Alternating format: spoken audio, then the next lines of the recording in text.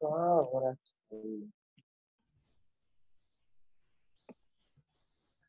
Good morning बच्चों। How are you sir? क्या आप सभी ठीक हो? सर आप ठीक हैं sir? We all are fine sir. अच्छा, ऐसा है क्या? मोबाइल। चलिए, अब मुझे ये बताइए कि आप फाइन तो हो, आप पढ़ के भी आए हो क्या, रिवीजन करके आए हो? हाँ सर। आपका चलिए फिनिश करें, ठीक है।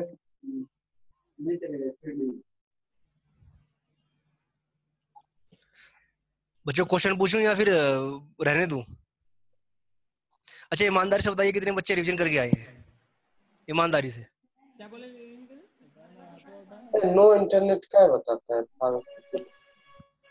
3 बच्चे रिवीजन करके आए हैं, बाकी सर अभी एब्सेंट है, अभी आया नहीं है सर। वो लोग लेट लतीफ आदमी है, आ रहा है। हाँ नहीं कोई नहीं, देखो क्लास तो स्टार्ट हो जाएगी अब। हाँ अब बच्चों देखो, क्योंकि इसके बाद अगला बैच भी स्टार्ट होना है, तो फिर उनको टाइम पे ही करना पड़ेगा ना स्टार्ट उसको। हाँ सर। अब आप लोग लेट हो रहे हो, कभी मैं लेट होता हूँ, कभी आप लोग लेट होते हो, ऐसे थोड़े चलेगा। चलिए स्टार्ट करते हैं क्लास को। हाँ सर। बच्चों, जितने भी आपके आर्टिकल थे 51 तक हो गए थे ना सभी से? हाँ सर, 51A तक हो गया था सर, फंडामेंटल ड्यूटीज तक। फंडामेंटल ड्यूटीज तक कितने फंडामेंटल ड्यूटीज है? टोटल 11 है सर। Very good. पहले कितनी थी स्टार्टिंग में? पहले पहले वाला नहीं लिखे थे सर। स्टार्टिंग में 10 थी, फिर एक 86 अमेंडमेंट के द्वारा राइट टू एजुकेशन इसको ऐड किया गया था 2004 में। ठीक है बच्चों, ये कभी कभी क्वेश्चन पूछ लेता है कि कितनी फंडामेंटल ड्यूटीज है, जैसे सीजीएल में और या फिर किसी एग्जाम में, जो छोटे मोटे एग्जाम होते हैं उसमें पूछ लेते हैं क्वेश्चन। अभी 11 फंडामेंटल ड्यूटीज है। अच्छा ये बताइए कि किन किन को अभी नींद आ रही है? किसी को नहीं सर। नहीं लग रहा है मुझे, आप लोग एकदम लेजीनेस के साथ बैठे हो, आलकस में बैठे हो, एकदम एकदम एक्टिव हो जाइए। मैं मानता हूँ सुबह की क्लास है, सभी को नींद आना अनिवार्य है, पर हम लोग स्टूडेंट है, और स्टूडेंट की कोई रात और कोई दिन नहीं होता, यहाँ सब बराबर होता है। चलिए बच्चों, हाँ सर। देखो देखो बच्चों, अब मैं एक बार रिवीजन तो नहीं कराऊंगा, पर मैं बता दे रहा हूँ आप लोगों को कि हम अब तक क्या पढ़ चुके हैं। आपके आर्टिकल 1 से लेके 5 तक यूनियन के आर्टिकल थे, यूनियन एंड स्टेट, ये पढ़ चुके हैं। फिर इसके बाद सिटीजनशिप एक्ट, ये 5 से लेके 11 तक था, इसको पढ़ चुके हैं। हाँ फिर सर। हमने पढ़ा था क्या, फंडामेंटल राइट्स, कहाँ से, आर्टिकल 12 से लेके 35 फाइव या तक। 35 तक है। और उसके बाद डीपीएसपी, हाँ, मौलिक अधिकार। ये आर्टिकल 36 से 51 तक है। और फिर फंडामेंटल ड्यूटीज, ये मैंने आपको पढ़ने के लिए बोला था, इसमें ये आर्टिकल 51A है। बच्चों ये आपका पार्ट फर्स्ट है, ये पार्ट सेकंड है, ये थर्ड है, ये पार्ट 4 है।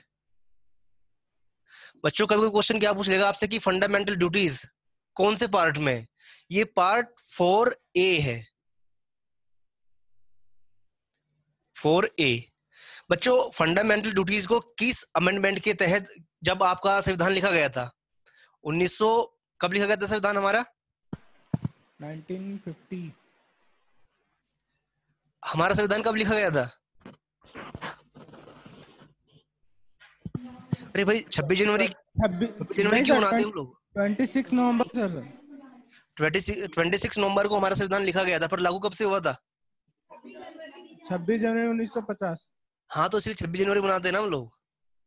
तो बच्चों हाँ जब 26 जनवरी 1950 को हमारा संविधान लिखा गया, तब फंडामेंटल ड्यूटीज उसमें नहीं थी, ये पार्ट हमारे ओरिजिनल कॉन्स्टिट्यूशन में नहीं था, ओरिजिनल संविधान में नहीं था। इसको ऐड किया गया है कब? इसको इंदिरा गांधी जी ने ऐड किया था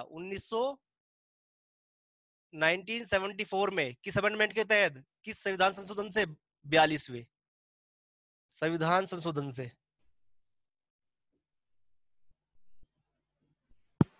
किस भाग में? भाग 4A में।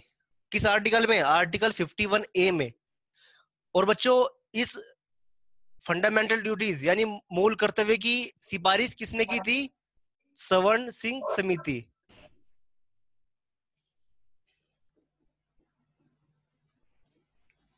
स्वर्ण सिंह समिति, स्वर्ण सिंह इसके अध्यक्ष है, जो कमेटी एक बनाई गई थी, इसने सिफारिश की थी कि सर ये फंडामेंटल ड्यूटीज होनी चाहिए। बच्चों समझ आ गए यहाँ तक? हाँ सर। और ये मैंने आपको घर से पढ़ने के लिए बोला था कि भाई ये घर से पढ़ के आना है कि फंडामेंटल ड्यूटीज क्या क्या है। मुझे लगता है लगभग कोई भी बच्चा नहीं पढ़ के आया होगा, ये मेरा मानना है। क्या मैं सही हूँ?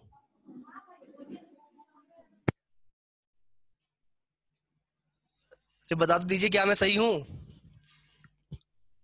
नहीं सर, पढ़ के आए हैं हम लोग। अच्छा, पढ़ के आए हैं आप लोग? हाँ। तो इसका मतलब मैं गलत हूँ। कितने बच्चे पढ़ के आए हैं?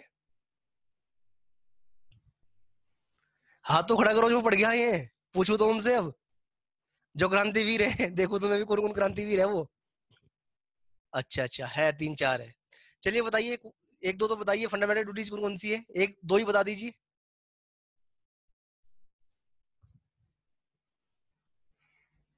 बच्चों देखो, मैं मानता हूँ कि आप लोगों को याद नहीं होगी। Article 17 abolition of untouchability.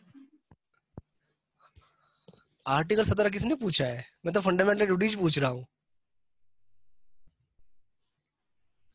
मूल कर्तव्य पूछ रहा हूँ मैं। सर जो याद है वही बता दिए। अरे बच्चे, ऐसे थोड़ा ही होता है। Sorry sir. बच्चों, फंडामेंटल ड्यूटीज में आपके मूल कर्तव्य है 11। उसमें देखो, जैसे सब किसी को याद नहीं रहते, पर जैसे आपका राष्ट्र ध्वज का सम्मान करना, जो आपके स्वतंत्रता सेनानी थे जिन्होंने देश के लिए बलिदान दिया, उनको याद रखना। तीसरा है आपके जो स्मारक है उनकी रक्षा करना। चौथा है शिक्षा का अधिकार। तो ये कुल मिला के 11 है।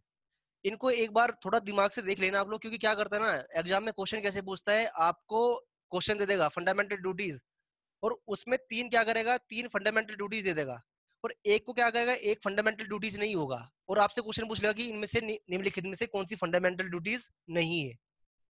अगर आपको फंडामेंटल ड्यूटीज का नहीं पता होगा तो आप उस क्वेश्चन को नहीं कर पाओगे। मैं ये नहीं कहता कि रट लो सबको, पर एक बार नजर में से निकाल लेना उन चीजों को। ठीक है बच्चों? Yes sir. तो बच्चों, यहाँ तक जो भी आर्टिकल 51 तक था, ये सब आर्टिकल आपको याद होने चाहिए, क्योंकि कभी कभी सीधा क्वेश्चन पूछ लेगा कि आर्टिकल 17 क्या है, आर्टिकल 25 क्या है। ये आपको हाथों पे या उंगली पे रटे होने चाहिए। इसके बाद अब कुछ नहीं रटना है। इसके बाद अब समझने वाला जो खेल है अब स्टार्ट होता है आपका। बच्चों, लास्ट क्लास में हम लोग कहाँ तक थे? Article 51A। 51A हो चुका था।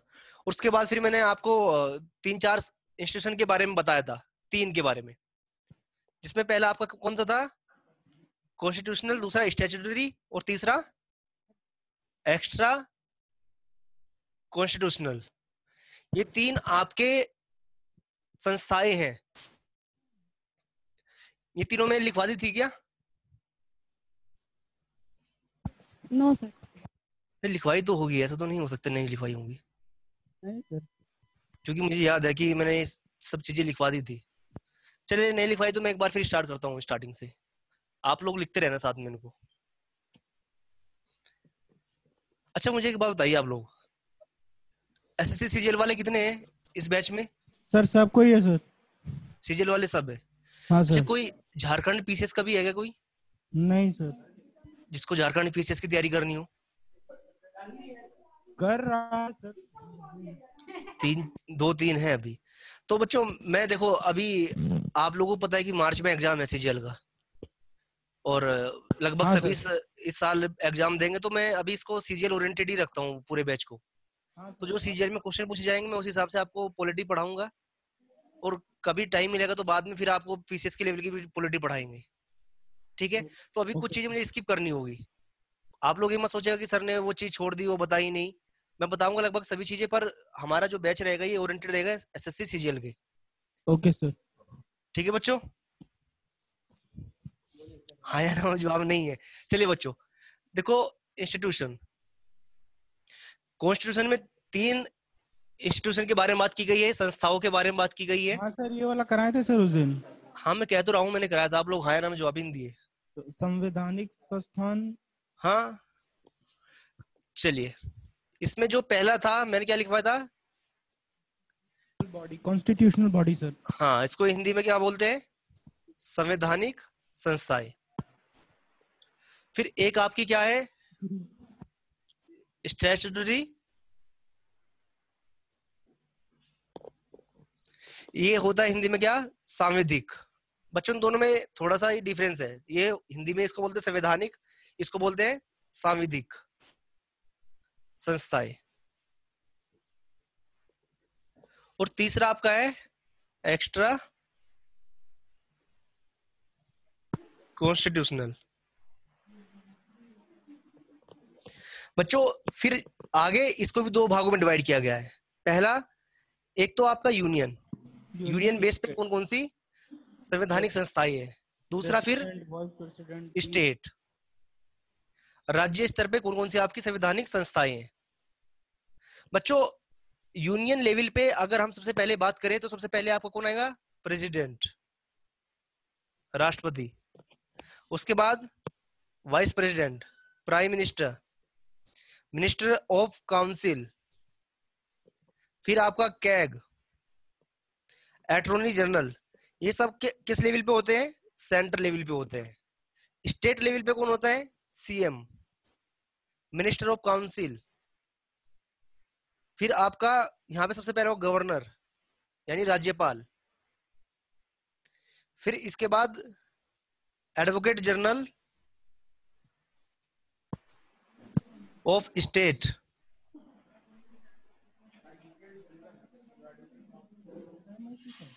ये स्टेट लेवल पे होंगे। बच्चों इन सबके बारे में हम पढ़ेंगे।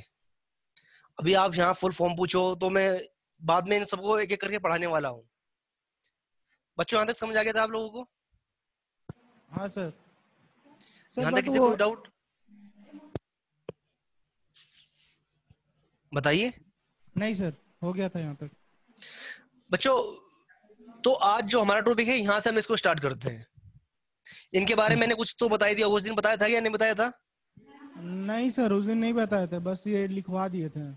अच्छा देखो बच्चों, जिनके बारे में कॉन्स्टिट्यूशन में दिया गया है, कब, आर्टिकल वो 1950 में, या उसके बाद भी कॉन्स्टिट्यूशन में कुछ ऐड किया गया है, वो सभी संस्थाएं कैसी होंगी, कॉन्स्टिट्यूशनल होगी, जिनके बारे में संविधान में दिया गया है।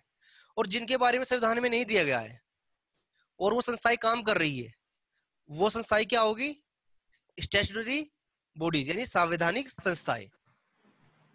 अब क्वेश्चन ये आता है कि सर फिर इनको बनाया कैसे जाता है? जब ये संविधान में नहीं है तो फिर इनको कौन बनाता है, कैसे बनाया जाता है जो आपकी संवैधानिक संस्थाएं है? बच्चों पार्लियामेंट है, पार्लियामेंट बिल पास करेगी और संस्थाएं बना देगी। जैसे सीबीआई है,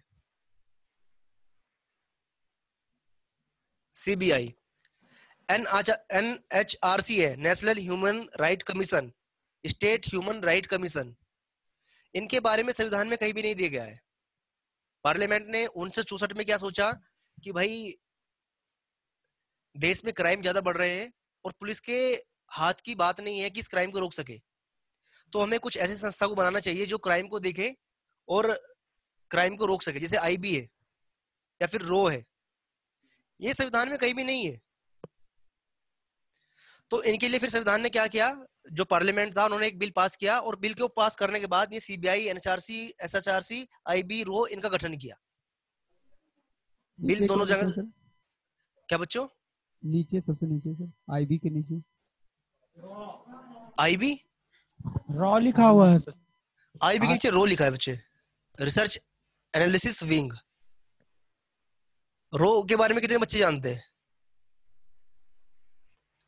अच्छा आप लोग नहीं जानते हो बच्चे। रो हमारी एक एजेंसी है, सीक्रेट एजेंसी है। आप लोगों के बीच में भी कोई रो का एजेंट बैठा होगा, आप लोगों को नहीं मालूम होगा।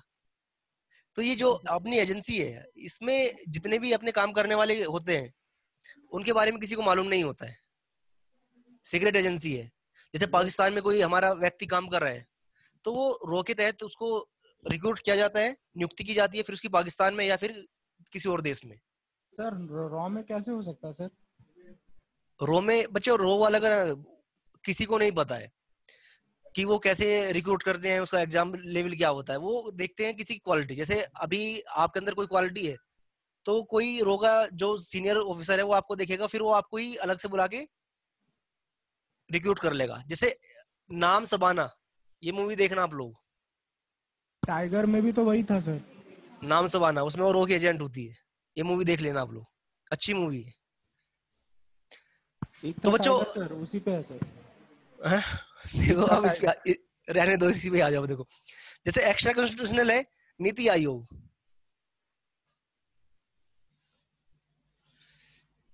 एक्स्ट्रा कॉन्स्टिट्यूशनल का मीन्स क्या होगा कि जितने भी ये व्यक्ति है ये इस संस्था में होंगे।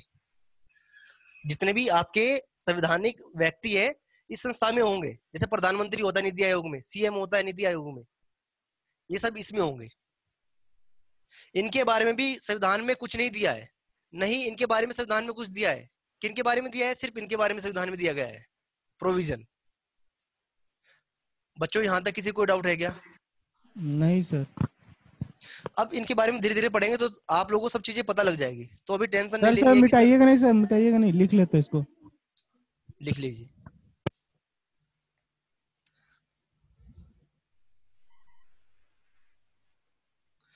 पॉलिटी बहुत इंटरेस्टिंग सब्जेक्ट है, पर हम लोगों के पास ना टाइम की बहुत कमी है, तो इसलिए आप लोगों को थोड़ा बोरिंग भी लग रहा होगा।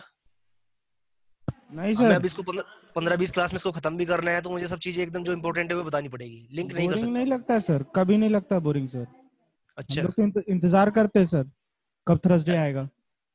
ऐसे है क्या?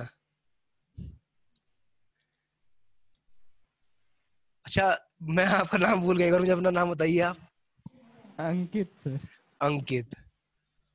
अंकित बहुत आगे तक जाऊंगा यार तुम। आपके जैसे साथ रहे तो सर सच में चले जाएंगे। अरे यार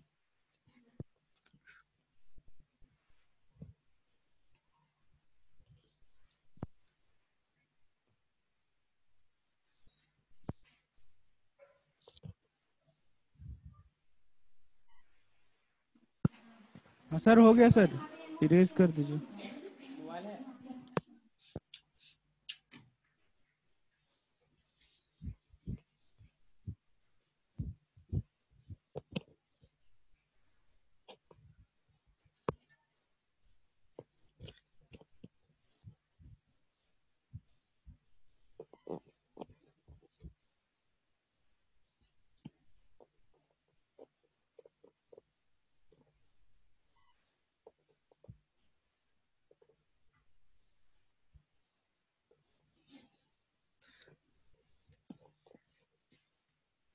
तो बच्चों पहला जो टॉपिक है आज आपका क्या है? प्रेसिडेंट, राष्ट्रपति।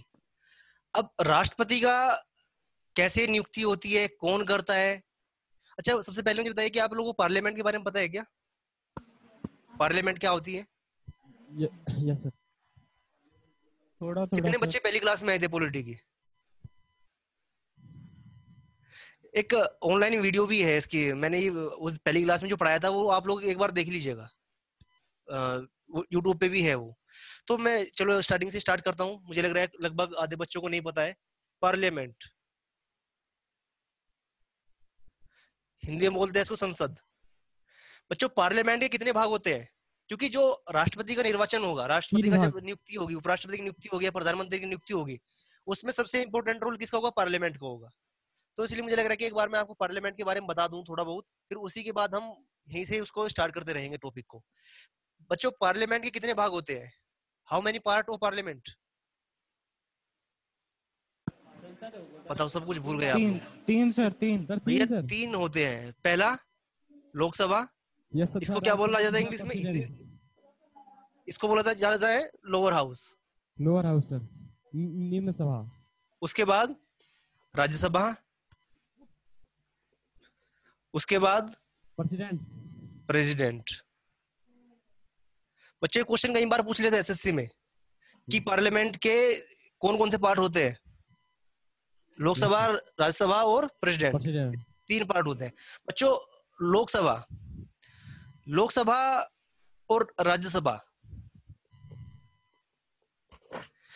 अब मुझे बताइए कि लोकसभा में कौन चुन के जाते हैं? Sir sir MP sir. MP, member of parliament. बच्चों ये जो एमपी चुन के जाते हैं कितने साल के लिए जाते हैं? 5 5 साल साल के सर। लिए। 5 साल के बाद क्या होता है? लोकसभा को डिसोल्व किया जाता है, स्थगित किया जाता है, डिसोल्व कर दिया जाता है। उसके बाद फिर चुनाव होते हैं। चुनाव होने के बाद फिर 5 साल के लिए चुना जाता है एमपी को। ठीक है बच्चों, अब लोकसभा में कितने मेंबर होते हैं? 545 बच्चों 543 वैसे टोटल मेंबर कितने हैं लोकसभा में? 545 सर। टोटल मेंबर है 552, पर अभी वर्तमान में प्रेजेंट में कितने मेंबर है? 545। तो इसमें सर, बच्चों और भारत कहाँ गया सर? 700 बच्चे दोबारा बताइए। न सर, अभी 545 सर होता है, 552 है सर, तो ये जो डिफरेंस है सर 7 का, 10 नंबर कहाँ गया सर?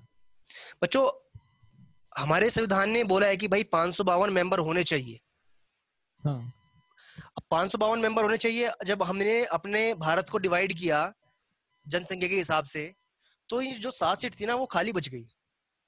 जो हमारी जनसंख्या, जो हमारा एक मेथड था, जैसे सपोज हमारे पास 100 आदमी है और हमने बोला कि भाई 12 सीट हमें देनी है, टोटल सीट 12 होनी चाहिए। पर जब हमने कैलकुलेशन की तो हमें एक हिसाब लगा कि भाई 10 लोगों पे 1 सीट होनी चाहिए। समझ आया बच्चों? तो जब इस हिसाब से हमने बांटा तो कितनी सीट हो जाएगी? 10 सीट हो जाएगी।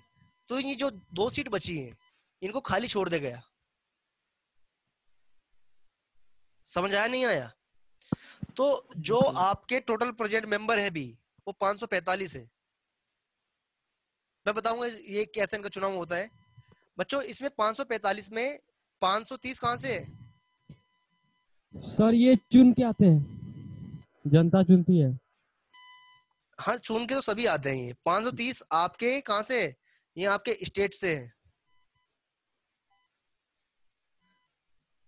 यूटी से कितने मेंबर होते हैं आपके? 12 सर, 12 13 सर। यूटी से मेंबर होते हैं आपके 13। और 2 मेंबर कहां से होते हैं आपके? ये प्रोमिनेंट होते हैं सर। ये एंग्लो इंडियन होते हैं जिनको प्रेसिडेंट के द्वारा नॉमिनेटेड किया जाता है।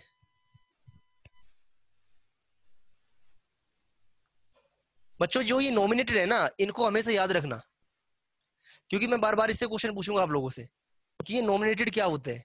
बच्चों जो ये एमपी चुने जाते हैं 2 तरीके से चुने जाते हैं, एक इलेक्टेड, एक नॉमिनेटेड। इलेक्टेड का मतलब चयनित चुनाव के द्वारा, और नॉमिनेटेड के द्वारा नामित। अब बच्चों इलेक्टेड का मतलब क्या है? जो आप वोट डालने जाते हो ना उनको आप इलेक्ट करते हो, और जो ये नॉमिनेटेड है इनको प्रेसिडेंट प्रधानमंत्री की सलाह से नामित करता है, नियुक्त करता है। अब जब प्रेसिडेंट के इलेक्शन होंगे ना बच्चों, और मैं आपको बोलूंगा कि भाई उसमें लोकसभा के और राज्यसभा के और स्टेट लेजिस्लेटिव के मेंबर वोट करेंगे। कौन से वोट करेंगे? जो इलेक्टेड होंगे। Yes sir.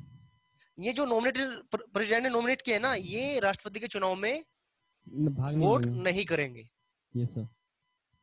अब यहाँ बताइए किसी को कोई डाउट है क्या? No sir. बच्चों अब भी पूछ लीजिए, आप लोगों के पास टाइम है। अगर किसी को कुछ समझ नहीं आया है तो मैं दोबारा फिर बता दूंगा इसको वापस। सभी को समझ आ गया है? हाँ सर। मैं एक बार फिर बता दे रहा हूँ आप लोगों की, भाई ये नॉमिनेटेड जो मेंबर है ये राष्ट्रपति के चुनाव में पार्टिसिपेट नहीं करेंगे। सिर्फ इलेक्टेड मेंबर पार्टिसिपेट करते हैं। और जब हम राष्ट्रपति को हटाने की बात करेंगे, इम्पीचमेंट ऑफ प्रेसिडेंट, और जब वोटिंग होगा तब ये जो आपके इलेक्टेड ये नॉमिनेटेड मेंबर है ये भी वोट करेंगे। चलो जब प्रेसिडेंट के बारे में आपको बताऊंगा तब मैं इनके बारे में आपको बता दूंगा। राज्यसभा बच्चों कितने मेंबर होते हैं? 250। टोटल मेंबर कितने होते हैं? 250 सर। अब इनमें 250 में से कितने मेंबर है भी प्रेजेंट? 245, जिनमें से 233 उनके आते इलेक्टेड है 12 नॉमिनेट होते हैं। और 12 मेंबर क्या होते हैं? नॉमिनेट। नॉमिनेटेड। सर इसमें एक एंग्लो होता है सर, बच्चों एंग्लो आपका स्टेट लेजिस्लेटिव में होता है। और इसमें नहीं होता है सर? नहीं इसमें नहीं होता है। सर एक तो होता है, नहीं एक स्टेट में होता है। एक किस में होता है? एक स्टेट में राज्यसभा में शायद सर। नहीं बच्चे, इसमें नहीं होता है। इसमें बस आपका क्या ना, ये 229 है, और इसमें जो 4 मेंबर होते हैं, यानी 4 जो मेंबर होते हैं वो यूटी से होते हैं, और ये कहाँ से होते हैं, ये स्टेट से होते हैं। अच्छा ये बताइए यूटी क्या है? मैं बार बार यूटी लिख रहा हूँ यहाँ पे। Union territory sir. Very good. बच्चों समझ आ गए यहाँ तक? Yes sir. बच्चों इसका जो टर्म होता है कितना Yes, sir. होता है, कितने साल होता है? 6 साल सर। 6 साल। और इसके जो 1/3 मेंबर होते हैं प्रत्येक साल रिटायर करते हैं सर। हर 2 साल सेकेंड ईयर में, यानी हर 2 साल बाद रिटायर हो जाते हैं, यानी हर 2 साल बाद वो मेंबर नहीं हट रहते। जाते हैं। तो मुझे एक बात बताइए, जिससे मैं क्वेश्चन पूछूंगा, मधुपुर सेंटर पे माइक किसके पास में? देवगढ़ से कितने सर? आपके पास माइक है। अच्छा मुझे ये बताइए कि क्या कभी राज्यसभा डिजोल्व होगी?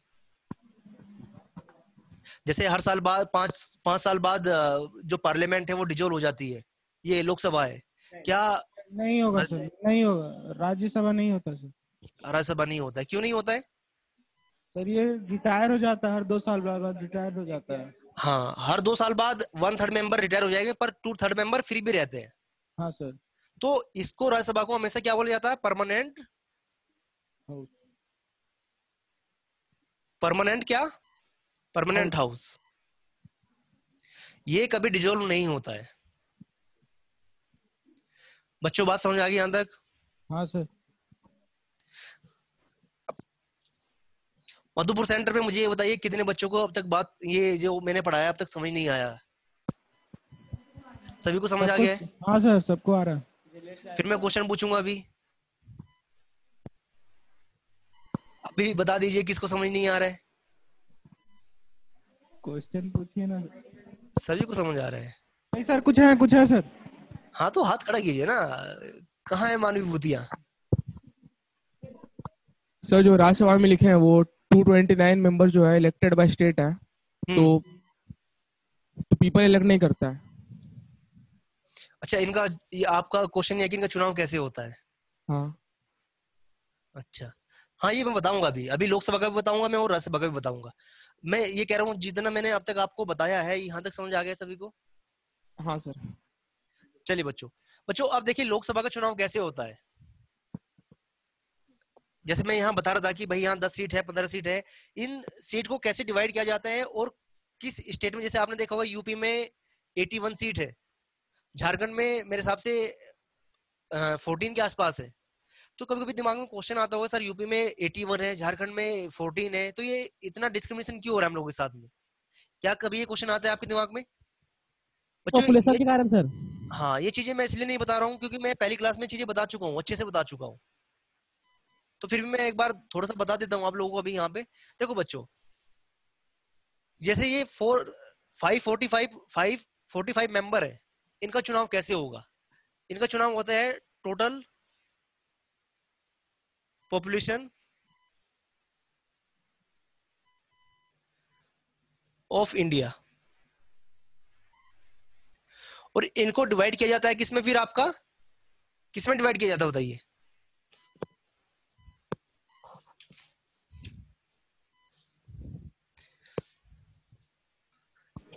Total population of India 137 crore.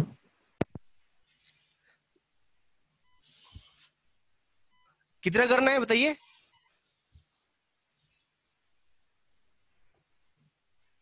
ये मेथड मैंने आपको बताया था ना पहली क्लास में।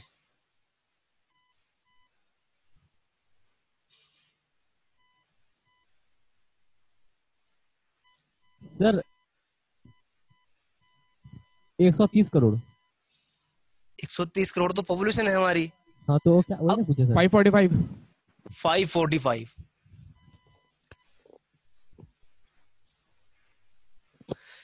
तो बच्चों 545 इंटू 1000 इक्वल किसके आ जाएगा? किसके इक्वल आ जाएगा? Number of population of one constituency.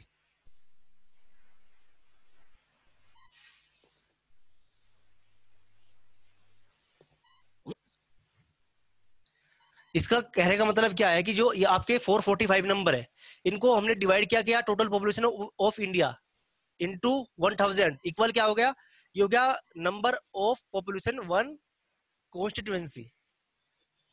इस हिसाब से हम एक सीट को बांटते हैं। जैसे उदाहरण के तौर पे मैं आपको बताऊं कि मान लो झारखंड की पॉपुलेशन कितनी है, झारखंड की पॉपुलेशन 200 है मान लीजिए, उदाहरण है। यूपी की पॉपुलेशन कितनी है, यूपी की पॉपुलेशन 800 है, ये आपने मान लिया। और संविधान ने बोला है कि भाई आपकी 20 सीट होनी चाहिए, किसकी, लोकसभा की। तो जब आपने डिवाइड किया, मान लो कि भारत में केवल 2 ही स्टेट है, झारखंड और यूपी, और आपने जब इसको डिवाइड किया 200 कितना हो गया, टोटल पॉपुलेशन होगी 1000 अपॉन 20 इंटू 1000। इसको थोड़ा ज्यादा कर लो, इसको 1800 कर लो, उसको 200 कर लो, तो ये कितना हो गया 2000। तो बच्चों यहाँ पे जब आप डिवाइड करोगे तो कितना आ गया 1 आया, नहीं आया, आया ना। आप लोगों को समझ कुछ आना में जवाब तो दीजिए। नहीं समझ में आया सर। बच्चों दोबारा समझिए इस चीज को। मैंने बोला कि झारखंड की पॉपुलेशन मान लीजिए 200 है, मान लिया आपने, यस सर। और यूपी की पॉपुलेशन 1800 है, और संविधान ने बोला है कि भाई आपकी 20 सीट होनी चाहिए पूरे भारत में, और मान लो कि भारत में केवल 2 ही राज्य है, झारखंड और यूपी। आपने इन दोनों को ऐड किया, कितना आ गया 2000 आ गया। और Yes, टोटल कितनी है सीट, संविधान ने बोला है 20 सीट है, तो इसको जब आप डिवाइड करोगे तो कितना आ जाएगा 100 आ जाएगा। Yes, 100 आएगा, नहीं आएगा। तो Yes, 100 लोगों पे आपकी एक कंस्टिट्यूएंसी बनाई जाएगी, yes, और वहां से फिर आपका एक एमपी चुन के आएगा।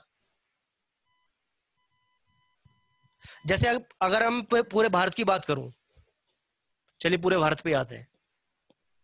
आपको पता है पूरे भारत की पॉपुलेशन कितनी है, 130 करोड़। अब आपको एक कंस्टिट्यूएंसी में कितने लोग होने चाहिए, कितने वोटर होने चाहिए, इसका पता कैसे लगेगा कि आप 130 करोड़ को 545 से डिवाइड कीजिए, इंटू 1000 कीजिए, जितनी भी पॉपुलेशन आएगी 30 लाख के आसपास या 40 लाख के आसपास, इतने लोग एक कंस्टिट्यूएंसी में होंगे। समझ आ गया बच्चों। इसी के हिसाब से अगर झारखंड की पॉपुलेशन 18 लाख है, 18 लाख है, तो कितनी सीट हो जाएगी वहां पे, 30 लाख पे एक है, और 180 लाख पे कितनी हो जाएगी 6। समझ आ गया बच्चों, इतनी सीट वहां पे मिल जाएगी लोकसभा में। मुझे लग रहा है मैं अपनी रामायण खुद गा रहा हूं। नहीं अरे सर, सर आप लोग एकदम इतने सीरियस समझ हो रहे गए। समझ, कितने बच्चों को समझ आई ये बातें, हाथ खड़ा कीजिए। और कितने को समझ नहीं आया ये। चलिए, तो ये लोकसभा में होता है। अब लोकसभा में चुनाव कैसे होता है आप लोगों को पता लग गया। सर हाँ जी, सर फिर से समझा दीजिए। क्या बच्चे, सर फिर से समझा दीजिए। फिर से समझा दूं। हाँ मैं यही तो पूछ रहा था, बताइए। देखो बच्चों के दिमाग में क्वेश्चन क्या आता है कि सर यूपी में 81 लोकसभा सीट है और झारखंड में 15 लोकसभा सीट है, ये क्यों है। ये बच्चों इसलिए है कि पॉपुलेशन यूपी की ज्यादा है और झारखंड की पॉपुलेशन कम है, इसलिए।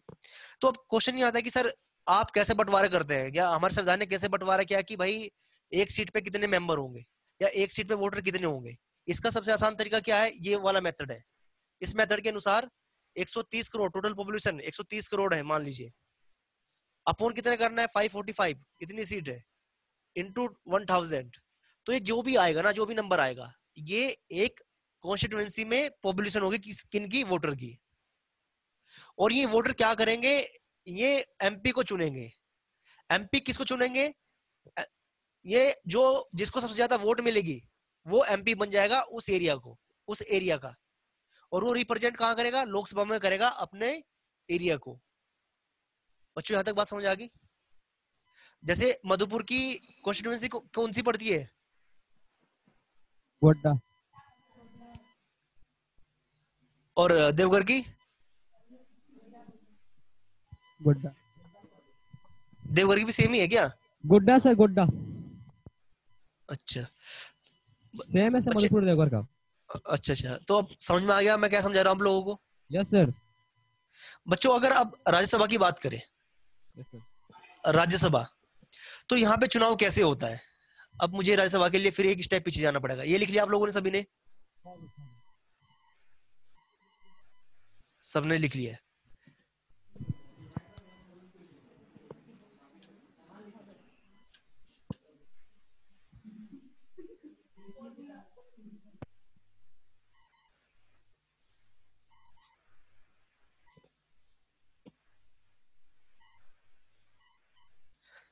मेरी सबसे बड़ी समस्या क्या है ना कि मैं चीजों को छोड़ के नहीं पढ़ा सकता। अब मैं राज्यसभा आपको पढ़ाऊंगा तो अब मुझे सबसे पहले कहाँ जाना पड़ेगा? लेजिस्लेटिव असेंबली पे जाना पड़ेगा, यानी स्टेट में आना पड़ेगा। तो टॉपिक से फिर मैं हट जाऊंगा वहां से। देखो मैं बस थोड़ा सा बता देता हूँ आपको। लेजिस्लेटिव असेंबली यानी विधानसभा, विधानसभा क्या होती है बच्चों? जैसे आपके एमएलए जो एमपी होते हैं वो कहाँ आते हैं? लोकसभा में आते हैं। एमएलए कहाँ आते हैं आपके? एमएलए आपके लेजिस्लेटिव असेंबली में आते हैं। ठीक है, ये जो एमएलए है, ये एमएलए चुनाव किसका करेंगे? ये राज्यसभा का चुनाव करेंगे, जो राज्यसभा के इलेक्टेड मेंबर है। अब देखो इस क्रोनोलॉजी को समझो, ये कैसे करना है।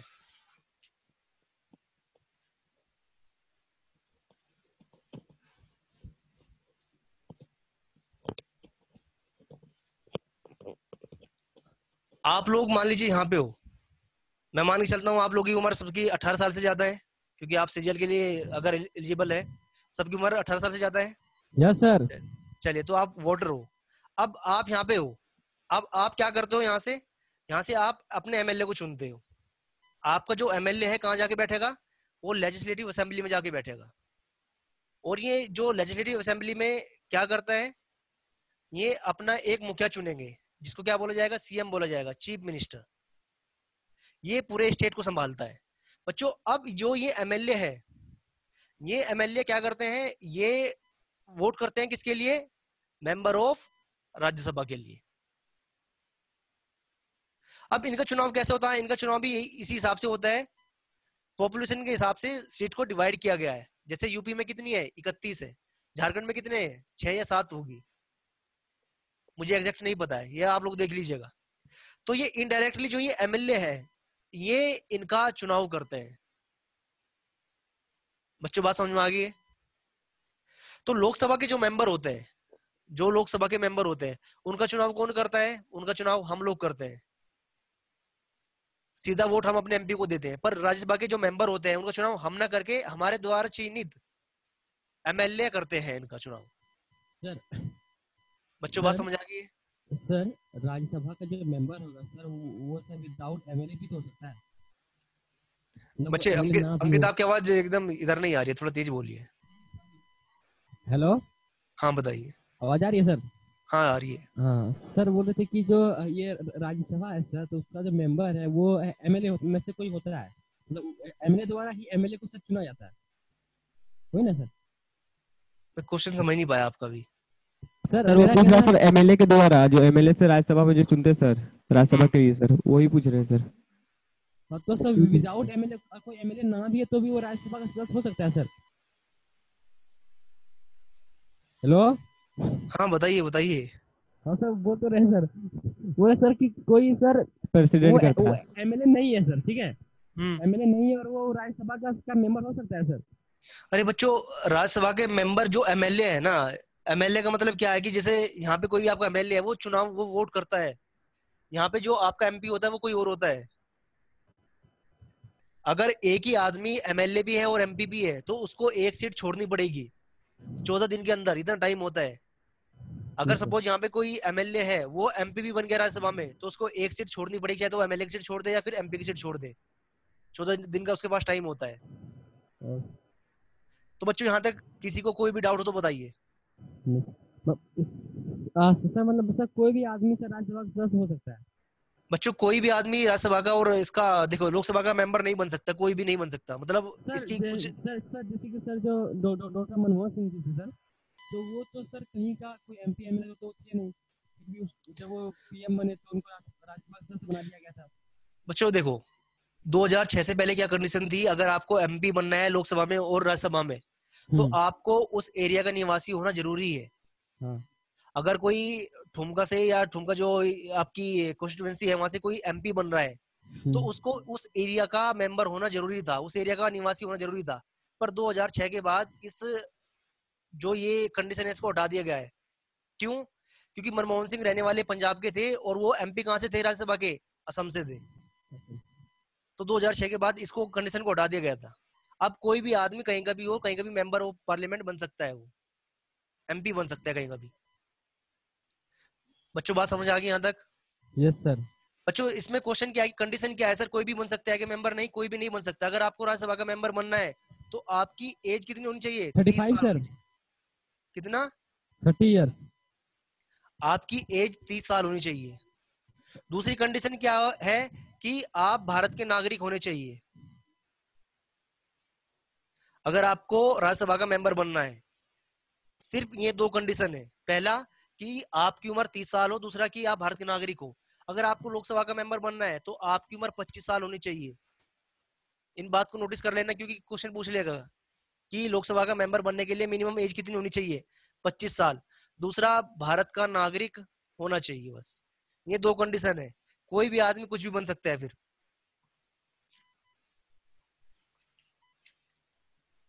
Yes sir.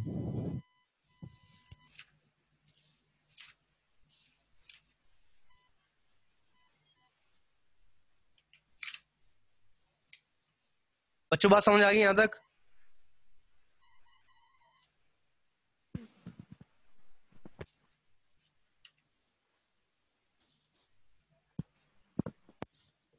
क्राइटेरिया में तो ये भी है कि क्रिमिनल रिकॉर्ड नहीं होना चाहिए कि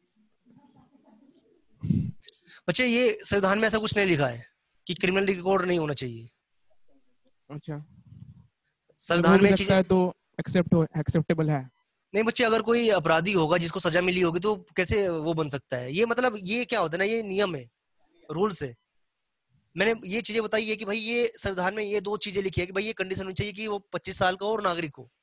अब पार्लियामेंट ने पास किया जैसे मेंबर ऑफ पार्लियामेंट वो नहीं हो सकता जिसको 2 साल से ज्यादा सजा मिली हो किसी क्राइम में, जबकि संविधान में ऐसा कुछ नहीं लिखा है। ये पार्लियामेंट द्वारा नियम बनाए गए हैं, जैसे किसी संस्था के नियम बना दिए जाते हैं। समझ आया बच्चों? हाँ सर।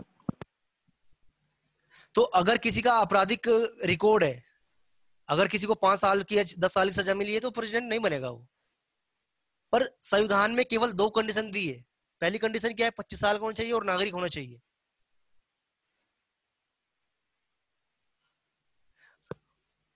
बच्चों बात समझ आई? सर हाँ जी। जो सब नक्सली सब रहता है सर, अगर रिहा हो गया सर, सजा से माफ हो गया सर, वो भी फिर बन सकता है सर? बच्चे जैसे लालू प्रसाद यादव है, अभी आपको पता होगा वो झारखंड की जेल में ही बंद है। वो अगर उनको कल मेंबर ऑफ पार्लियामेंट बनना है तो इस साल वो चुनाव नहीं लड़ेंगे। क्यों? क्योंकि उनको एक केस में 4 साल की सजा हो चुकी है। अगले चुनाव में वो चुनाव लड़ सकते हैं जब अपनी सजा पूरी करके आएंगे। तो उनको 6 साल के लिए चुनाव वो नहीं लड़ सकते सजा पूरी होने के बाद। सर ठीक है। ठीक है बच्चों, ये नहीं कि उनको जिंदगी भर के लिए मना कर दिया गया है, पर वो जब तक जेल में रहेंगे तब तक चुनाव नहीं लड़ेंगे। और दूसरा कि जेल से छूटने के 6 साल बाद तक वो चुनाव नहीं लड़ सकते। बच्चों बात समझ आई यहाँ तक? हाँ सर। ये क्वेश्चन एसएससी में नहीं आएगा, पर मैं अगर इन क्वेश्चन का आंसर नहीं दूंगा तो फिर आप लोग सोचेंगे सर को कुछ आता ही नहीं, इसलिए आप लोग मुझे उलझा देते हो और फिर मैं ये सोच के चलता हूँ कि चलो बता ही देता हूँ चीजों को। ऐसा नहीं है सर। चलिए बच्चों, तो हमारा जो टॉपिक था वो था प्रेसिडेंट। प्रेसिडेंट से पहले मुझे इतनी चीजें बतानी पड़ी आप लोगों को।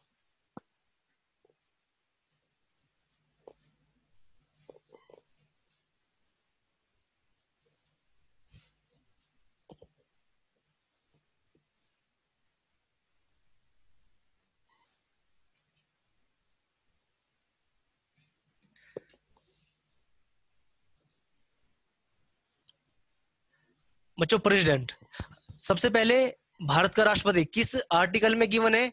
52 आर्टिकल 52 अनुच्छेद 52 में इसमें लिखा है there will be always the president of India. यानी हमेशा भारत का एक राष्ट्रपति होगा, हमेशा।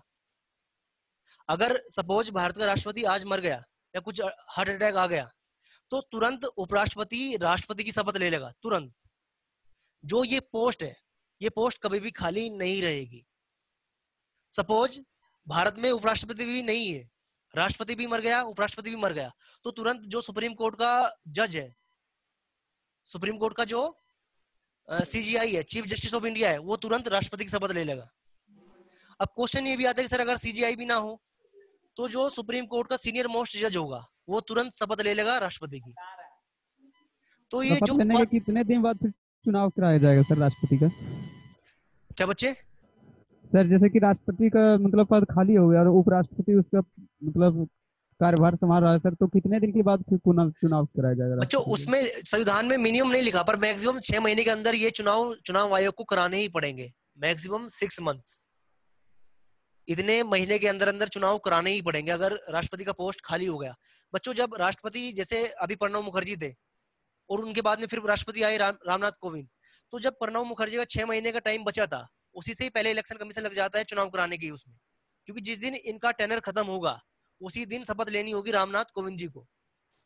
तो किस आर्टिकल में लिखा है? आर्टिकल 52 में लिखा है कि there will be always a president of India. ये पोस्ट कभी भी खाली नहीं रहेगी। और अगर ये क्वेश्चन पूछ लेता है अगर उपराष्ट्रपति का देहांत हो जाए किसी कारणवश, तो उसके बाद फिर कौन प्रेसिडेंट बनेगा? उपराष्ट्रपति। अगर वाइस प्रेसिडेंट का भी देहांत हो जाए तो सुप्रीम कोर्ट का जो चीफ जस्टिस ऑफ इंडिया होगा वो तुरंत राष्ट्रपति की शपथ ले लेगा। बच्चों बात समझ में आ गई? दूसरा बच्चों इसमें क्वेश्चन ये आता है कि भाई जो इनकी शपथ है, इनको शपथ कौन दिलाता है? इनको शपथ दिलाता है CGI, chief justice of India. इनका कार्यकाल कितना होता है प्रेसिडेंट का? 5 साल। 5 साल प्रेसिडेंट का कार्यकाल होता है। बच्चों फिर इसमें तीसरा क्वेश्चन आता है, चुनाव कैसे होता है? राष्ट्रपति का चुनाव कैसे होता है? कौन राष्ट्रपति को चुनता है? किसके द्वारा राष्ट्रपति को चुना जाता है? क्या कोई इस क्वेश्चन का आंसर दे सकता है क्या? चलिए मैं बताता हूँ, उसको रहने दीजिए आप लोग। बच्चों मैंने बताया था कि लोकसभा, राज्यसभा, इसीलिए मैंने इस टॉपिक को आज कराया है। और तीसरा क्या कौन होता है? State legislative.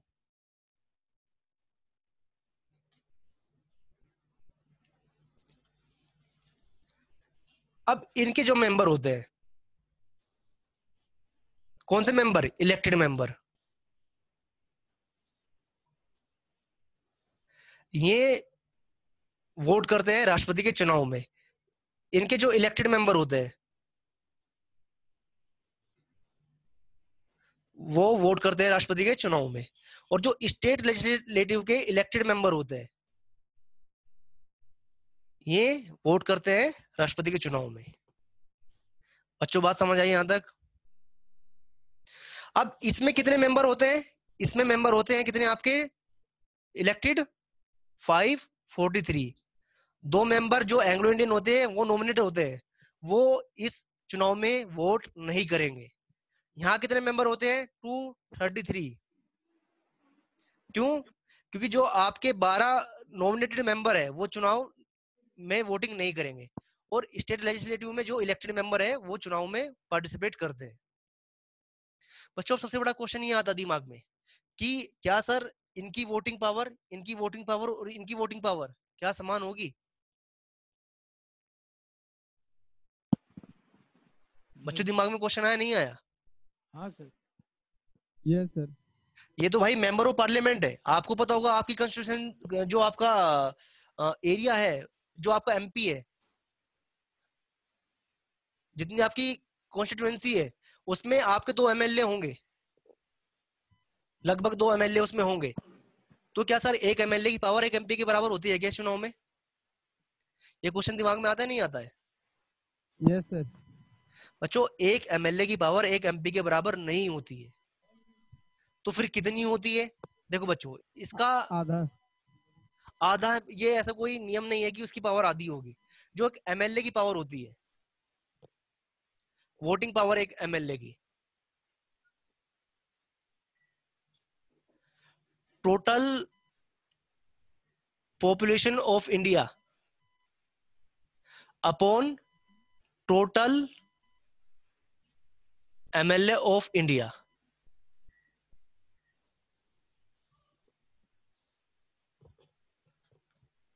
इनके हिसाब से इनके जो भी आपका नंबर आएगा वो एक एमएलए की वोटिंग पावर होगी। अब एक एमपी की वोटिंग पावर कितनी होगी? Total voting power of all MLAs upon total number of MP.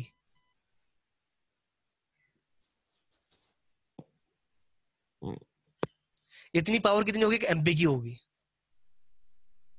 उदाहरण के लिए मैं फिर एक छोटा सा उदाहरण लेके आपको समझाता हूँ इस चीज को। सपोज भारत की पॉपुलेशन 200 है, मान लीजिए भारत की पॉपुलेशन कितनी है? 200 है, और भारत में हर एक स्टेट के मिला के टोटल एमएलए कितने हैं? 20 है। तो एक एमएलए की वोटिंग पावर कितनी आ गई? 10। 10 आ गई, नहीं आ गई? है या ना? हाँ सर। और मान लीजिए अगर क्योंकि 20, अब एक एमपी की वोटिंग पावर कितनी होगी? मान लीजिए भारत में 5 एमपी है और यहां से कितनी वोटिंग आ गई? Voting total voting power of MLA 20 थे और पावर कितनी है? 10 अपॉन टोटल मेंबर कितने हैं? 5। तो 5 जोग 20 तो 40। यानी एक एमएलए की जो वोटिंग पावर है कितनी होगी? 10। एक एमपी की वोटिंग पावर कितनी होगी? 40। यानी एक एमएलए के 4 गुना। बच्चों उदाहरण समझ आया? हाँ सर। आप लोग बोरिंग फील नहीं कर रहे हो ना? नहीं सर, मैंने नया नया चीज पढ़ रहे ना, इसलिए थोड़ा देखने लग रहा है। ये बात समझ आई सभी को? हाँ सर। कैसे प्रेसिडेंट का चुनाव होता है? अच्छा, देवघर सेंटर पे आज क्वेश्चन। हाँ जी बताइए। सर मतलब जो नॉमिनेटेड मेंबर है वो तो वोट नहीं करते, फिर उनका क्या काम? उनका क्या काम है अभी मैं बताऊंगा जब राष्ट्रपति को हटाएंगे तब उनको देखना आप क्या उनका। देखो बच्चों काम क्या है, अभी नॉमिनेटेड मेंबर को किस लिए चुना जाता है? क्वेश्चन ये दिमाग में आना चाहिए। जब सर वो प्रेसिडेंट का इलेक्शन में वोट नहीं करते तो उनको चुना क्यों जाता है? बच्चों हमारे संविधान ने ना ये सुविधा इसलिए दी है कि जैसे सचिन तेंदुलकर है, उनको भी एमपी है वो राज्यसभा में, इसलिए उनको बनाया गया कि भाई उनको थोड़ा नॉलेज है खेल के बारे में, उनको नॉलेज है सोशल के बारे में। तो जो आपके एमिनेंट पर्सन होते हैं, जो समझदार आदमी होते हैं, अब अगर आप सचिन तेंदुलकर को या फिर कोई जैसे अमर्त्य सेन हुआ, इनको आप चुनाव लड़ाओगे तो जनता इनको जानती है पर वोट नहीं करेगी इनको। तो हमने इसलिए ये प्रोविजन किया कि भाई हमें कुछ समझदार आदमी भी, जो 12 मेंबर है वो समझदार हो और वो अपना राज्यसभा में आके बोले और बताए कि भाई क्या क्या उन्होंने जीवन के एक्सपीरियंस लिया है, इसलिए उनको नॉमिनेट किया जाता है। नॉमिनेट इसलिए समझ आया आप लोगों को नॉमिनेट क्यों किया जाता है उनको? Yes sir. नहीं समझ आया? मैं समझ गया आपके। उनको नॉमिनेट इसलिए किया जाता है कि ताकि, अब मैं फिर समझदार शब्द यहाँ बोलूंगा तो फिर आप लोग बोलोगे सर क्या बाकी मेंबर समझदार नहीं होते हैं क्या? इसलिए उनको नॉमिनेट किया जाता है कि उनको किसी फील्ड में अच्छी नॉलेज है। जैसे सचिन को खेल की फील्ड में अच्छी नॉलेज है, अमर्त्य सेन को इकोनॉमिक्स के फील्ड में अच्छी नॉलेज है, लता मंगेशकर जी को जो फिल्म इंडस्ट्री है उसके बारे में अच्छी नॉलेज है। इन लोगों को अगर आप चुनाव के लिए बोलोगे तो इनको 3 महीने जाके किसी फील्ड में चुनाव प्रचार करना होगा, तब जनता इनको वोट करेगी। इस टेंशन से बचने के लिए हमारे संविधान ने ये प्रोविजन किया कि भाई जो ये 10-12 मेंबर है, अगर ये आप इनको अच्छी नॉलेज है किसी फील्ड में तो इनको आप सीधा नॉमिनेट कर सकते हो। क्यों? क्योंकि ताकि अगर ये राज्यसभा में भी आ रहे हैं तो ये बताए कि भाई हमें क्या क्या समस्या का सामना करना पड़ रहा है या फिर क्या क्या सुधार हो सकते हैं देश के संविधान में, इसलिए इनको नॉमिनेट किया जाता है। इनका काम क्या है? इनका काम यही है कि अपने फील्ड के बारे में आके यहाँ संसद में बताए कि भाई इस फील्ड में ये कमियां हैं और ये इनमें सुधार करने चाहिए, इसलिए इनको नॉमिनेट किया जाता है। दूसरी बात बच्चे, जब राष्ट्रपति को हटाया जाएगा ना, जब राष्ट्रपति का इम्पीचमेंट होगा तब ये वोट करेंगे। कौन? Nominated member. बच्चों जो नॉमिनेट मेंबर किए जाते हैं, नॉमिनेटेड किए जाते हैं जो मेंबर, वो 4 फील्ड के होने चाहिए। पहला, उनको सोशल नॉलेज होनी चाहिए। दूसरा, उनको आर्ट के बारे में पता होना चाहिए, लिटरेचर। और फोर्थ साइंस। इन 4 फील्ड से वो होने चाहिए, तभी उनको नॉमिनेट किया जा सकता है। इन 4 फील्ड के बारे में, किसी एक फील्ड के बारे में अच्छी नॉलेज होनी चाहिए उनको। जैसे जावेद अख्तर, उनको भी नॉमिनेट किया गया था। रेखा, उनको भी नॉमिनेट किया गया था। बच्चों किसी को कोई क्वेश्चन पूछना है यहाँ तक? नहीं सर। सर अभी साइंस सेक्टर से कौन है सर? बच्चों ऐसा कुछ नहीं है कि हर साल साइंस से भी कोई होगा या फिर लिटरेचर से सर कोई वो होगा। एमपी वाला समझ में नहीं आया। Total voting power of all MLAs upon total number of elected member. Elected member ही तो लोकसभा का है। Total number of MP.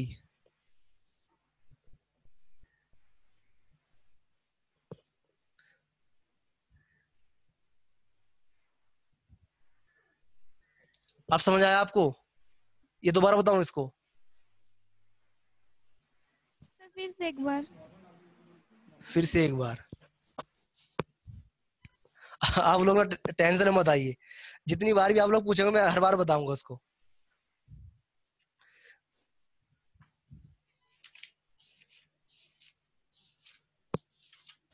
चलिए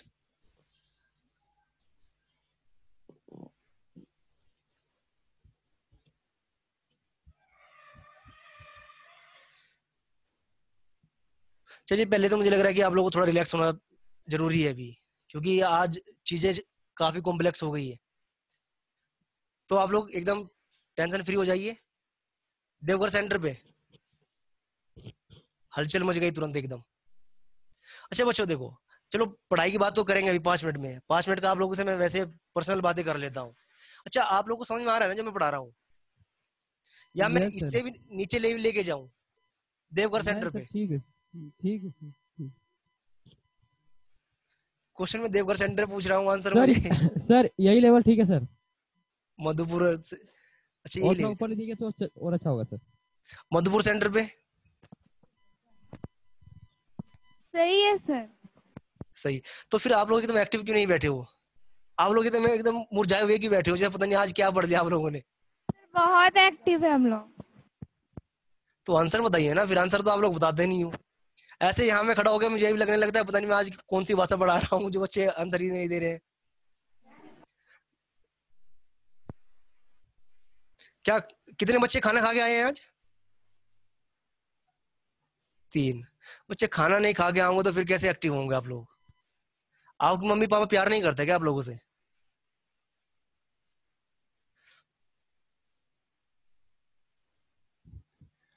ये तो पूरी क्लास आज इनएक्टिव की बैठी है पूरी। चलिए बच्चों कोई नहीं। आया सर।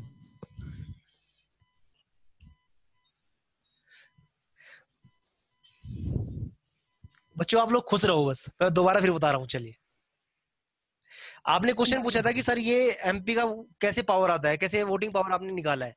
बच्चों देखो एमएलए का वोटिंग पावर कितना होगा?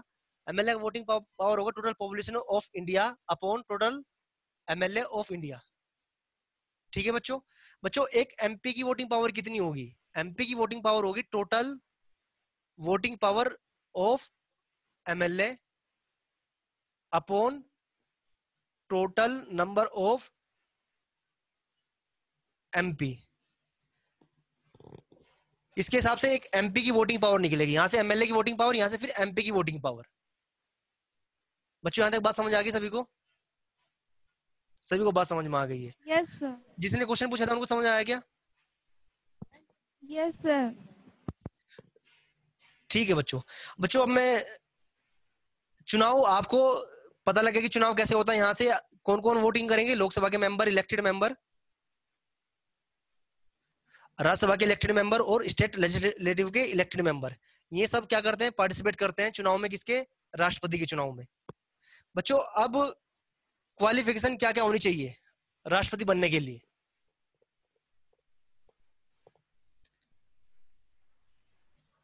राष्ट्रपति बनने के लिए क्वालिफिकेशन आपकी, पहली क्वालिफिकेशन एज 35 ईयर होनी चाहिए। मिनिमम एज 35 ईयर होनी चाहिए। दूसरी कंडीशन कि सिटीजन ऑफ इंडिया होना चाहिए। तीसरी कंडीशन क्या है कि उनके अंदर जितने भी आपकी क्वालिफिकेशन चाहिए क्या बनने के लिए, लोकसभा के मेंबर बनने के लिए, वो सारी क्वालिफिकेशन होनी चाहिए।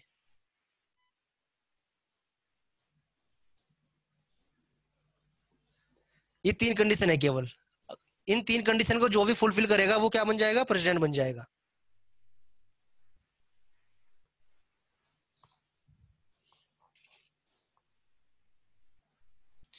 बच्चों अब फिर इसके बाद आता है क्या, इम्पीचमेंट।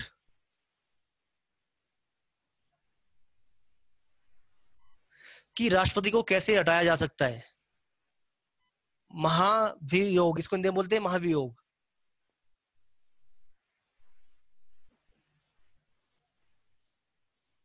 कि राष्ट्रपति को कैसे हटाया जा सकता है। बच्चों अब यहाँ पे जो आपके नॉमिनेटेड मेंबर है उनका काम अब यहाँ पे स्टार्ट होता है।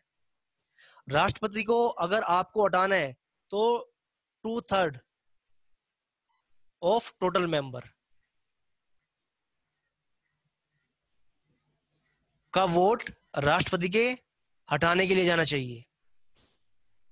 इसमें कौन कौन मेंबर वोट करेंगे, लोकसभा के सभी मेंबर और राज्यसभा के सभी मेंबर। इसमें स्टेट लेजिस्लेटिव के जो सदस्य है वो पार्टिसिपेट नहीं करेंगे। तो इसका कहने का मतलब क्या है कि 545 और ये 245 ये टोटल मेंबर वोट करेंगे और ये 545 दोनों मेंबर वोट करेंगे। टोटल कितने हो गए, 790। जब 790 एमपी वोट करेंगे, जब 2/3 लोग ये बोलेंगे कि राष्ट्रपति को हटा देना चाहिए, तब राष्ट्रपति को उनके पद से हटाया जाएगा।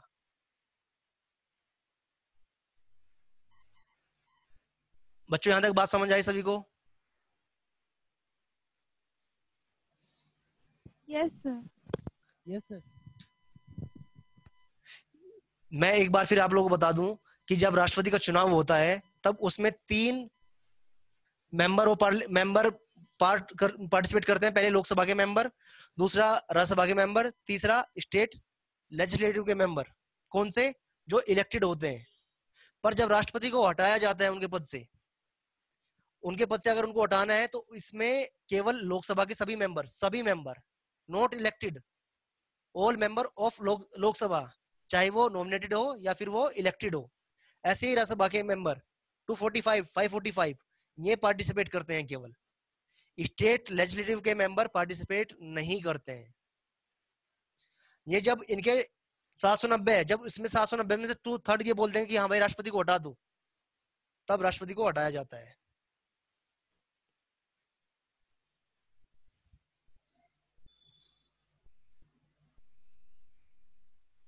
बच्चों बात समझ में आई या नहीं आई?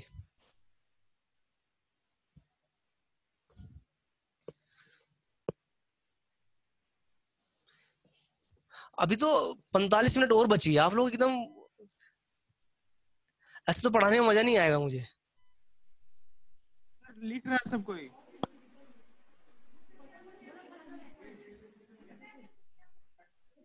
मुझे लगता है कि आज कुछ ज्यादा ही पढ़ा दिया आप लोगों को मैंने। नहीं सर। एक बार जो मैं आज पढ़ाया हूँ वहां वापिस उस पेज पे आइए सब, जहां से आज मैंने पढ़ाना स्टार्ट किया है। सर अब वहां से आप लोग जिनको कोई भी डाउट हो, छोटा सा भी डाउट हो, क्वेश्चन पूछिए वहां से। सर पर ऐसे इनएक्टिव होकर नहीं बैठना है। सर कोई सर राष्ट्रपति चुनाव में विधायक डायरेक्ट वोट देता है क्या सर? राष्ट्रपति के चुनाव में विधायक डायरेक्ट वोट, हाँ विधायक डायरेक्ट वोट देता है, हाँ एमएलए देता है। हर स्टेट का सर? वापिस पहले पेज पे आइए जहां से मैंने पढ़ाना स्टार्ट किया है, वहां से क्वेश्चन पूछने स्टार्ट कीजिए जिसको कुछ भी डाउट है। जब तक आप लोगों को डाउट क्लियर नहीं होगा तब तक मैं आगे नहीं बढ़ूंगा।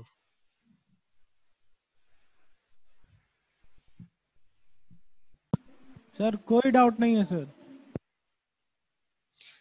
मधुपुर सेंटर पे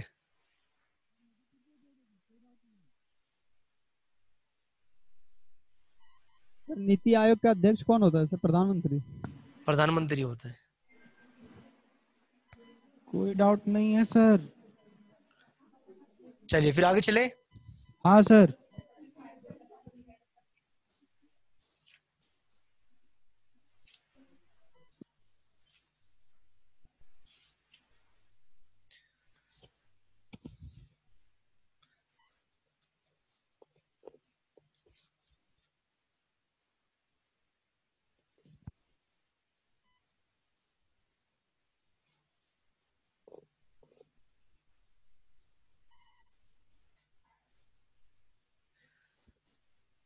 बच्चों अब दूसरा क्वेश्चन आता है कि सर राष्ट्रपति की पावर क्या क्या होती है, राष्ट्रपति का चुनाव कैसे होता है, राष्ट्रपति का कार्यकाल कितना होता है, इलेक्शन कैसे होता है, उसको उठाया कैसे जाता है। अब जो इसमें नेक्स्ट आता है कि राष्ट्रपति की पावर क्या क्या होती है। बच्चों राष्ट्रपति की सबसे बड़ी पावर क्या होती है कि जब भी कोई कानून बनेगा, जब भी कोई लॉ बनेगा या भी संविधान में कोई संशोधन होगा, तो उसमें वो संशोधन तभी होगा जब उस पर राष्ट्रपति अपने सिग्नेचर कर देंगे।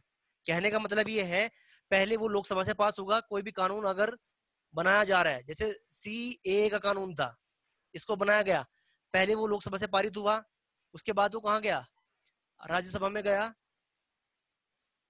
राज्यसभा में जाने के बाद फिर वो किसके पास गया, प्रेसिडेंट के पास में गया, और प्रेसिडेंट ने जब उस पे सिग्नेचर किए तब जाके वो एक कानून बना। अगर प्रेसिडेंट सिग्नेचर नहीं करता तो कानून नहीं बनता।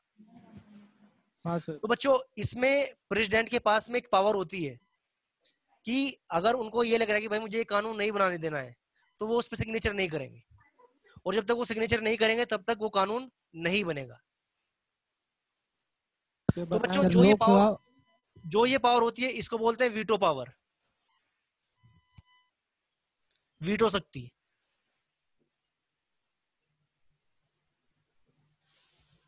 बताइए बच्चों क्या पूछना चाह रहे थे आप? सर लोकसभा और राज्यसभा कोई बिल पास हो गया सर, और राष्ट्रपति यदि नहीं साइन करेगा तो बिल पास होगा या फिर नहीं होगा सर? जबकि वो बिल जब तक राष्ट्रपति उस पर अपने सिग्नेचर नहीं करेगा तब तक वो बिल कानून नहीं माना जाएगा। सर 1-2-3 बार रिजेक्ट करने के बावजूद लोकसभा और राज्यसभा से पास करके भेज देता है सर, तो क्या वो कर सकता है, लोकसभा राज्यसभा करा सकता है सर पास? बच्चों देखो, हाँ ये क्वेश्चन आपको सही है। अब फिर आप मुझे थोड़ा आगे लेके जा रहे हो। बच्चों 3 तरह की वीटो पावर होती है राष्ट्रपति की। हमारे जो इंडिया के राष्ट्रपति है, एब्सोल्यूट पावर। दूसरी जो पावर होती है उनकी, इसको एब्सोल्यूट वीटो बोलते हैं। Suspensive veto. थर्ड क्या होता है, पॉकेट वीटो।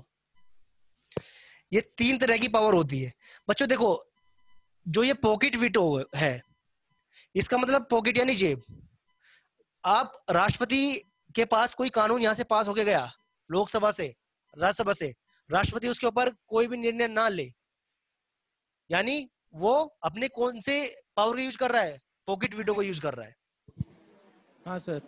राष्ट्रपति उसको वापस भेज नहीं रहा है, राष्ट्रपति ने उसको अपने पास रख लिया। जैसे उदाहरण के तौर पे 1988 में ज्ञानी जेल सिंह हमारे प्रेसिडेंट थे, तो राजीव गांधी की सरकार ने उनके पास में एक नियम, एक कानून पास करके भेजा था। उस टाइम राजीव गांधी की सरकार थी, वो पोस्ट ऑफिस से रिलेटेड था। तो ज्ञानी जेल सिंह ने क्या किया, उसके ऊपर कोई एक्शन ही नहीं लिया। तो वो क्या हुआ, वो उसके ऊपर कोई कानून नहीं बनाया। जैसे प्रतिभा पाटिल थी 2012 में, जब इनको फांसी दी गई अजमल कसाब को, तब उन्होंने उसके ऊपर कोई फैसला नहीं लिया 5 साल तक, तो इसलिए उनको फांसी दी ही नहीं गई। जब अपने प्रणब मुखर्जी आए तो उन्होंने आते तो सबसे पहले उसको पास किया और उनको फांसी दे दी गई। तो इसमें क्वेश्चन ये आता है कि सर राष्ट्रपति कब तक फैसला नहीं ले सकता है। ये राष्ट्रपति की इच्छा के ऊपर डिपेंड करता है। मेरा उत्तर ये है कि ये राष्ट्रपति की इच्छा के ऊपर डिपेंड करता है। जब तक फैसला नहीं लेगा तो उसको कोई जाके ये नहीं बोल सकता कि सर आप फैसला क्यों नहीं ले रहे हो। तो इस वीडियो क्या बोलते हैं, पॉकेट वीडियो बोलते हैं, जब राष्ट्रपति किसी कानून को अपनी जेब में रख ले। हाँ सर। दूसरा क्या है, सस्पेंसिव वीटो। इसका मतलब क्या है कि राष्ट्रपति ने के पास कोई कानून गया और राष्ट्रपति को लगा कि भाई इसमें थोड़ा सा बदलाव होना चाहिए। राष्ट्रपति ने क्या किया, उसको भेज दिया किसके पास में, वापिस लोकसभा राज्यसभा के पास में भेज दिया।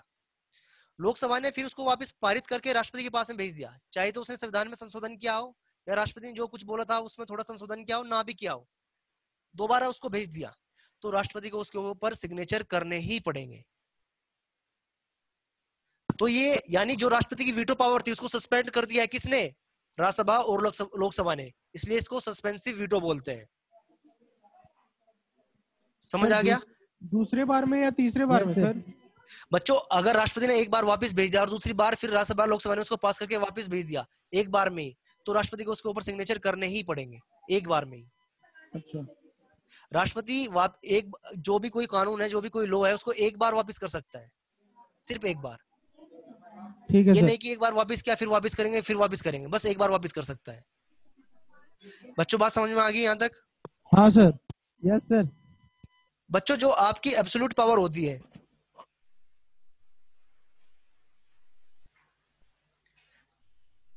एब्सोल्यूट पावर का मतलब क्या होता है कि कोई प्राइवेट मेंबर किसी बिल को पास करता है। प्राइवेट मेंबर का मतलब क्या है? कोई मंत्री ना हो, उसने बिल को पास करवाया राज्यसभा से लोकसभा से और प्रेसिडेंट के पास में भेज दिया। प्रेसिडेंट उसके ऊपर कोई भी फैसला नहीं ले रहा है और प्रेसिडेंट क्या कहता है कि प्रेसिडेंट उसको वापस कर देता है कि भाई इस बिल को मैं रिजेक्ट करता हूं, तो ये एब्सोल्यूट पावर होती है। इन तीनों के बारे में थोड़ा थोड़ा लिखवा देता हूं आपको, या रहने दो एब्सोल्यूट उसको। पावर, एब्सोल्यूट वीटो के बारे में नहीं समझे सर।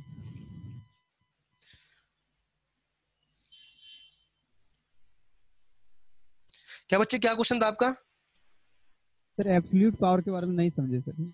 एब्सोल्यूट पावर के बारे में नहीं समझे आप। ये पॉकेट वीटो और इसके बारे में समझ गए आप? Yes yes sir. सर। देखो एब्सोल्यूट पावर क्या होती है, एब्सोल्यूट वीटो क्या होती है। जैसे 1999 में अटल बिहारी वाजपेयी जी की सरकार थी, और अटल बिहारी वाजपेयी जी की सरकार जब आई, वो सरकार केवल 13 दिन के लिए चली थी।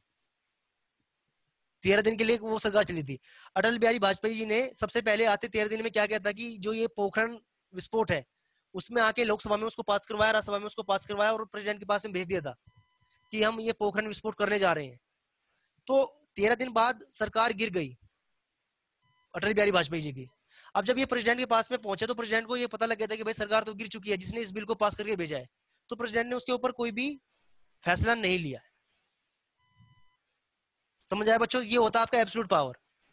क्यों? क्योंकि ये केवल राष्ट्रपति के पास है, एब्सोल्यूट पावर है राष्ट्रपति की कि वो उस पर फैसला ले या ना ले। पॉकेट में क्या होता है, तो उसने राष्ट्रपति ने क्या किया, इसको रिजेक्ट कर दिया, एब्सोल्यूट पावर है। पॉकेट में क्या है, पॉकेट में कोई भी फैसला राष्ट्रपति नहीं लेगा, ना तो उसको रिजेक्ट करेगा ना उसको एक्सेप्ट करेगा। ये पॉकेट में और एब्सोल्यूट में ये डिफरेंस है। सर वो एब्सोल्यूट में हाँ लोकसभा और राज्यसभा से पास हो फिर भी वो रिजेक्ट कर सकता है बिल को। बच्चे, वो राष्ट्र रिजेक्ट नहीं करेगा। रिजेक्ट का मतलब ये है कि उसको जब वापस भेजेगा लोकसभा में और राज्यसभा में, क्योंकि वहां से सरकार गिर चुकी है, तो वो बिल अपना आप ही रिजेक्ट हो जाएगा। क्योंकि जो मेंबर ऑफ पार्लियामेंट जिन्होंने पास किया था, वो तो जब लोकसभा आपकी डिजोल्व हो गई, खत्म हो गई, तो ये मेंबर ऑफ पार्लियामेंट भी हट गए। और जब ये मेंबर ऑफ पार्लियामेंट हट गए, तो जब वो वापस आएगा लोकसभा में, क्योंकि लोकसभा डिजोल्व हो चुकी है, तो वो बिल अपना आप ही खत्म हो जाएगा।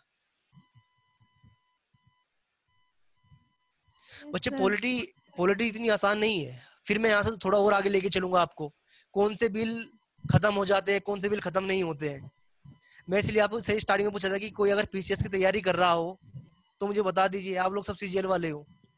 चलिए ये क्वेश्चन फिर दिमाग में डाउट रहेगा कि कौन से बिल डिसॉल्व हो जाते हैं लोकसभा के सस्पेंड होने के बाद। इसको इंग्लिश में बोलते हैं लैप्स। देखो बच्चों, इसको चलो मैं बता देता हूं। जैसे ये लोकसभा है यहाँ पे, और आपको पता है ये राज्यसभा है। जब ये दोनों किसी बिल को पास करेंगे, वो प्रेसिडेंट के पास जाएगा, और प्रेसिडेंट के पास जाने के बाद वहां से ये लॉ बनेगा, कानून बनेगा। सपोज कोई बिल यहां से पास हुआ और राज्यसभा में चला गया, और इसी बीच आपको पता लगा कि भाई लोकसभा का टाइम पीरियड पूरा हो गया और लोकसभा डिसॉल्व हो गई, तो जो ये बिल यहाँ पे गया ना राज्यसभा में, तो ये बिल अपना आप ही कैंसिल हो जाएगा। दूसरा, कोई बिल राज्यसभा से पास हुआ और वो लोकसभा में आ गया है, और लोकसभा में आने के बाद लोकसभा स्थगित हो गई, डिजोल्व हो गई, यानी 5 साल पूरे हो गए, या सरकार ने रिजाइन कर दिया, लोकसभा खत्म हो गई, तो ये जो बिल पास होके आया है ना, ये भी बिल खत्म हो जाएगा, तुरंत सस्पेंड हो जाएगा। क्यों? क्योंकि नई लोकसभा आएगी तो नए बिल फिर दोबारा बनाए जाएंगे, जो पुराने बिल होते हैं वो सब खत्म हो जाते हैं। बच्चों बात समझ आई? अब जब ये बिल राष्ट्रपति के पास गया था, लोकसभा पास होने के बाद राष्ट्रपति के पास गया था, और राष्ट्रपति को लगा भाई इस बिल में कुछ कमी है, उन्होंने इस बिल को वापस लोकसभा भेज दिया, और पता लगा कि भाई लोकसभा तो सस्पेंड हो गई, रिजोल्व हो गई, तो ये बिल अपना आप क्या हो गया, खत्म हो गया। बच्चों बात समझ आई? Yes sir. हाँ मेरे सामने बहुत बड़ी समस्या रहती है कि सर 12 क्लास में सस्पेंसिव पावर एक बार फिर से बताइए ना। Suspensive veto. सस्पेंसिव वीटो क्या होती है? देखो बच्चों, यहाँ से लोकसभा यहाँ पे है, राज्यसभा यहाँ पे है, इन लोगों ने बिल पास करके भेजा किसके पास में? प्रेसिडेंट के पास में। और प्रेसिडेंट ने क्या किया कि भाई ये इसमें थोड़ी कमी है इस बिल में, प्रेसिडेंट वापिस इसको भेज देता है फिर किसके पास में? लोकसभा के और राज्यसभा के पास में। राज्यसभा क्या करती है, उसको मेजोरिटी के साथ में दोबारा पास करके फिर प्रेसिडेंट के पास भेज देती है, तो प्रेसिडेंट को उसके ऊपर सिग्नेचर करने ही पड़ेंगे। इसका मतलब क्या हुआ कि जो प्रेसिडेंट की वीटो पावर है उसको सस्पेंड कर दिया है, किसने? लोकसभा और राज्यसभा ने। इसको सस्पेंसिव वीटो बोलते हैं। अब बताइए यहाँ तक किसी को? हाँ जी सर, मतलब प्रेसिडेंट को साइन करना ही पड़ेगा, बस वो थोड़ा देर डिले कर बिल को। बच्चों देखो, अगर प्रेसिडेंट ने क्या किया, प्रेसिडेंट ने तुरंत एक्शन ले लिया कि नहीं भाई ये बिल में कमी है, और इसको वापस भेज दिया कहाँ? लोकसभा और राज्यसभा में, और राज्यसभा ने उसको दोबारा फिर पास करके भेज दिया किसके पास में? प्रेसिडेंट के पास में, तो प्रेसिडेंट को उसके ऊपर फैसला लेना ही पड़ेगा, प्रेसिडेंट को उसके ऊपर सिग्नेचर करने ही लास्ट पड़ेगा, में साइन करना ही पड़ेगा। हाँ। ये सस्पेंसिव वीटो होते हैं। पॉकेट वीटो में क्या होता है, वो उसके ऊपर फैसला ले ही नहीं रहा है, 6 महीने, 1 साल, 10 साल, 15 साल, आप प्रेसिडेंट को ये नहीं कह सकते कि आपको इसके ऊपर फैसला लेना पड़ेगा। ये पॉकेट वीटो होती है। अगर प्रेसिडेंट ने तुरंत फैसला ले लिया, उसको वापस कर दिया, तो फिर उसको सिग्नेचर करने ही पड़ेंगे 14 दिन के यस अंदर। Sir, yes sir. अब मुझे बताइए यहाँ तक किसको डाउट है क्या? सर पॉकेट वीटो तो एक बार ही यूज होगा ना, उसके बाद तो खत्म हो जाएगा, कि कितना पॉकेट बार वीटो यूज तो, कर सकता है? हाँ, पॉकेट वीटो का मतलब ये है कि उसके ऊपर कोई फैसला ले ही नहीं रहा है। सर तो वो एक ही बार यूज होगा ना, एक ही बार हाँ, पावर मिलता है ना। हाँ, एक बार यूज होगा जब उसके ऊपर कोई फैसला नहीं लिया जाएगा। ऐसा नहीं कि दूसरा बिल में भी पॉकेट वीटो यूज किया है, वो एक ही बार यूज होगा। बच्चे, एक बिल के ऊपर एक बार यूज हो सकता है। अगर दूसरा बिल गया और प्रेसिडेंट उसके ऊपर फैसला नहीं ले रहा, तो सर अगर दूसरा बिल यूज कर सकता है क्या? दूसरा बिल अगर डिफरेंट है, हाँ, तो उसके ऊपर भी यही पॉकेट वीटो यूज कर सकता है। तीसरा बिल भी अगर डिफरेंट है, मतलब तो उसके ऊपर पॉकेट अनलिमिटेड है, हाँ, कभी तक भी यूज कर सकता है। अमेरिका में इसका उल्टा है। यूएसए में क्या है कि 14 दिन के अंदर प्रेसिडेंट को फैसला लेना ही होगा, चाहे कोई भी बिल हो। अपने इंडिया में छोटा संविधान। अपने इंडिया में ऐसा कुछ नहीं है। अपने इंडिया में प्रेसिडेंट को फुल पावर है कि भाई अगर उसको बिल पसंद नहीं आ रहा है, तो उसके ऊपर कोई पावर नहीं ले सकता, उसको रहने दो, खत्म करने दो उसको वहीं पे। अब बताइए यहाँ तक किसी कोई डाउट है क्या, या आगे चले? सर आगे बताइए सर। आप लोग तो आगे चलने के लिए जवाब नहीं दे रहे हो। चले बच्चों, एक बार मैं रिवीजन करा देता हूँ आप लोगों को। मैंने आज पूरे दिन में क्या क्या आप लोगों को पढ़ाया है, या फिर आगे पढ़ाऊं अभी? आगे सर, आगे बढ़ा दीजिए सर। तो राष्ट्रपति की एक पावर क्या हो गई, जब तक वो सिग्नेचर नहीं करेगा तब तक कोई बिल कानून नहीं बनेगा।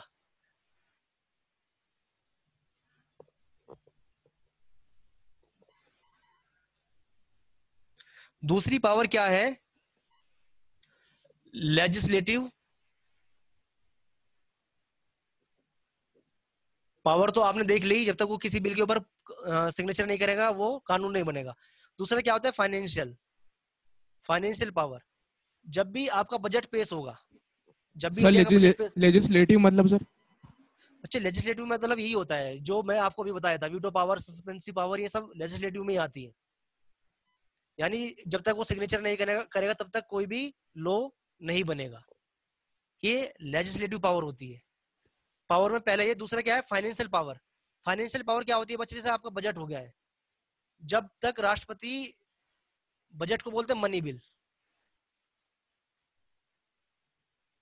और मनी बिल के बारे में आपके आर्टिकल 112 में सब प्रोविजन दिए है। जब तक राष्ट्रपति इसके ऊपर सिग्नेचर ना कर दे तब तक मनी बिल को पेश नहीं किया जाएगा। समझ आई ये बात?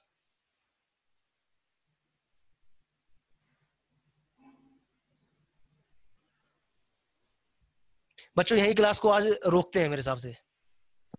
नहीं क्योंकि सर, नहीं नहीं, देख मैं मुझे क्या लग रहा है ना, क्योंकि ऐसे पढ़ाने का कोई फायदा नहीं है। जितनी भी आपकी पावर है वो मैं अगली क्लास में कराऊंगा, ठीक है?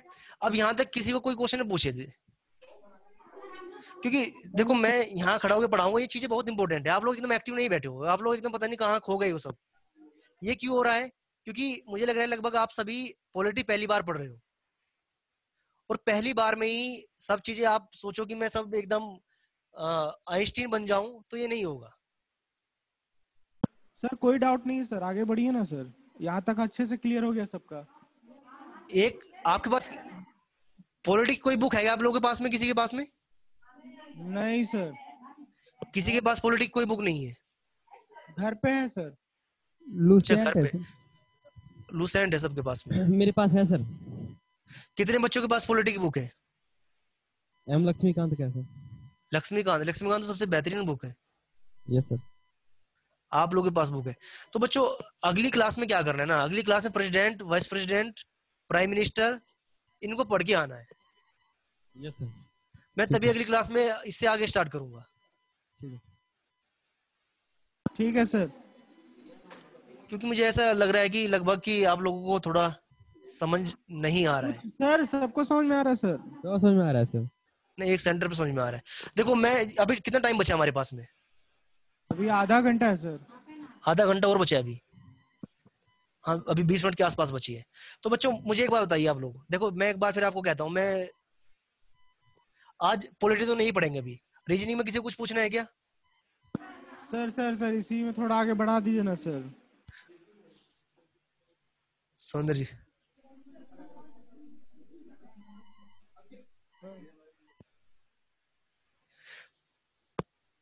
सर रीजनिंग में नंबर एनालॉजी बता दीजिए थोड़ा।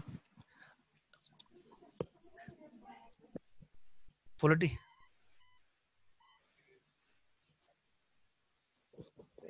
एक बार आप थोड़ा आवाज।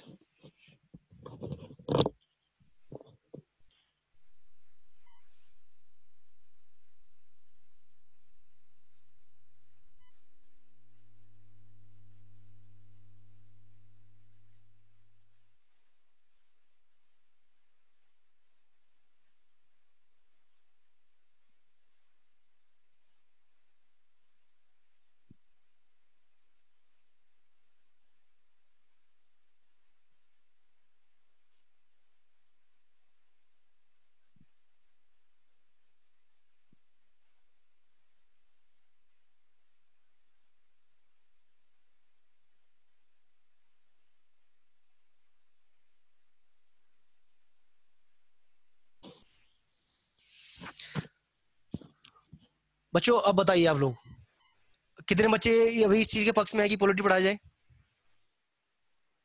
सभी इस चीज के पक्ष में। और कितने बच्चे इस बात के पक्ष में है कि सर क्योंकि हमारा एडवांस मैथ थोड़ा सा कम क्लास हुई है, थोड़ा एडवांस के बारे में बता दीजिए, मैथ के बारे में? कोई भी नहीं है।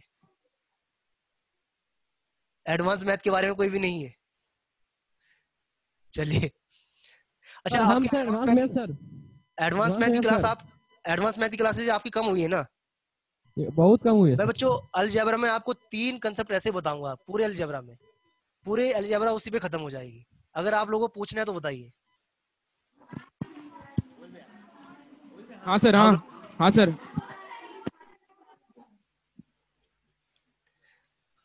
मधुपुर सेंटर बताइए, बताना है नहीं बताना है?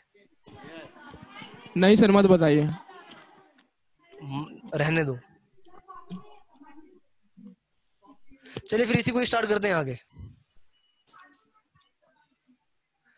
एक तो आप जब भी अगली क्लास में आओगे ना बच्चों, पढ़ के आना, क्योंकि ऐसा मुझे मजा नहीं आता, आप लोग एकदम ऐसे देखते रहते हो इधर।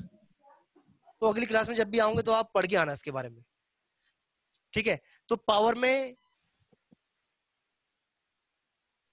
आपकी लेजिस्लेटिव पावर हो गई, दूसरा आपका फाइनेंशियल पावर हो जाएगी। और फाइनेंशियल पावर में क्या होगा, जो भी आपका मनी बिल होता है, मनी बिल में क्या होता है, मनी बिल में जितने भी आपके खर्च के बारे में, एक्सपेंडिचर के बारे में, जितनी भी सरकार एक्सपेंडिचर करती है, जितने भी सरकार का रेवेन्यू होता है, उन सब के बारे में गिवन होता है मनी बिल।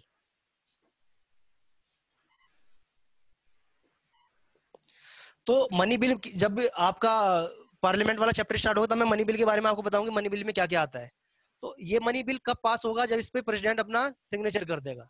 तो ये फाइनेंशियल पावर हो गई है प्रेसिडेंट की, यानी वित्तीय। तीसरा बच्चों, इसमें क्या होता है, इसमें पार्डनिंग पावर, यानी सजा को माफ करने की पावर प्रेसिडेंट के पास में होती है। सजा को माफ करना, जैसे अभी इसका निर्भया वाला केस था, दिल्ली में चल रहा है वो, तो जितने भी इसके अपराधी थे उन्होंने राष्ट्रपति के पास में अर्जी लगाई कि सर हमारी जो फांसी है उसको माफ कर दीजिए। तो राष्ट्रपति के पास वो पावर है कि वो उनकी फांसी को माफ कर सकता है। तो ये पावर किसके पास है, केवल ये पावर केवल राष्ट्रपति के पास में है। तो बच्चों ये राष्ट्रपति के पास पावर होती है। बच्चों इसी में ही एक पावर, इसकी जो पार्डनिंग पावर है 3-4 तरह की होती है। दूसरी क्या होती है, कमीशन होती है।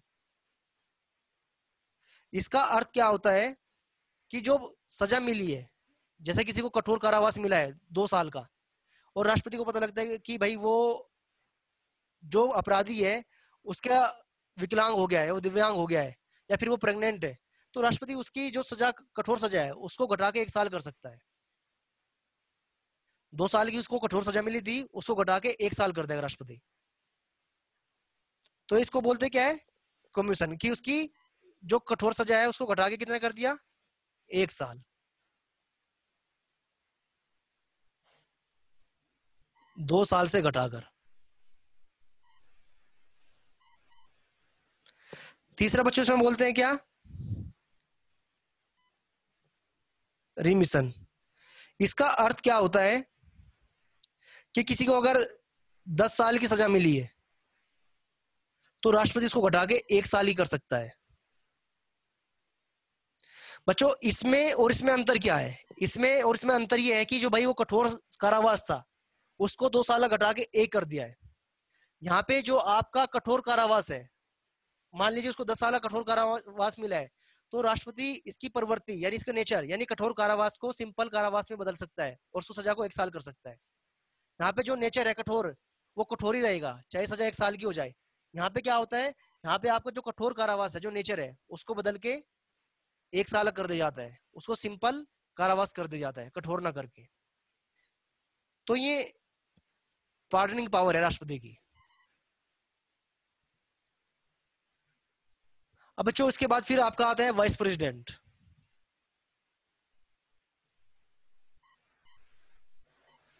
प्रेसिडेंट यहां आके खत्म हो जाता है। वाइस प्रेसिडेंट, फिर वही क्वेश्चन पहला, इलेक्शन कैसे होता है। इलेक्शन हर 5 साल के लिए एक वाइस प्रेसिडेंट चुना जाएगा। इलेक्शन में पार्टिसिपेट कौन करेंगे, इसमें सिर्फ इलेक्शन में 2 पार्टिसिपेट करते हैं, कौन, लोकसभा के मेंबर और राज्यसभा के मेंबर।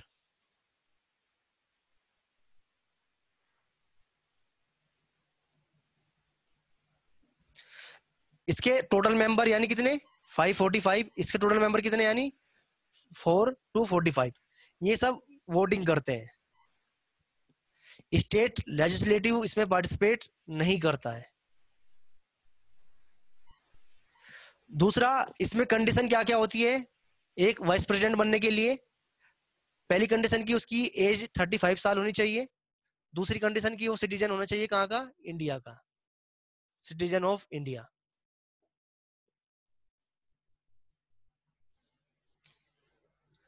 और जो आपका वाइस प्रेसिडेंट होता है, ये लोकसभा का सभापति होता है, ये लोकसभा नहीं राज्यसभा का सभापति होता है, यानी चेयरमैन होता है राज्यसभा का। तो आपसे क्वेश्चन पूछ लिया जाएगा कि राज्यसभा का चेयरमैन कौन होता है? वाइस प्रेसिडेंट होता है। बच्चों समझ आ गए यहां तक? इसके बाद सिर्फ एक ही टॉपिक आपका ये था प्रेसिडेंट, जो सबसे बड़ा टॉपिक है। तो वाइस प्रेसिडेंट कैसे, इलेक्शन कैसे होगा? हर 5 साल में होगा इलेक्शन। में वोटिंग कौन करेंगे? लोकसभा के मेंबर, राज्यसभा के राज्यसभा मेंबर। लोकसभा सर। हाँ, ये सब वोटिंग करते हैं। अब यहाँ पे वो वोटिंग पावर नहीं होगी, यहाँ पे एक मेंबर का एक वोट होता है, यानी 545 टू 45 यानी 790। इसमें जिसको भी ज्यादा वोट मिलेंगे वो वाइस प्रेसिडेंट बन जाएगा। ठीक है सर। बच्चों इसके बाद आता है prime minister. Sir sir sir sir इसको लिखने दीजिए सर, लिखे नहीं थे। अगली क्लास में जब भी आऊंगा तो पढ़ के आना। सर समझ में आ रहा है सर।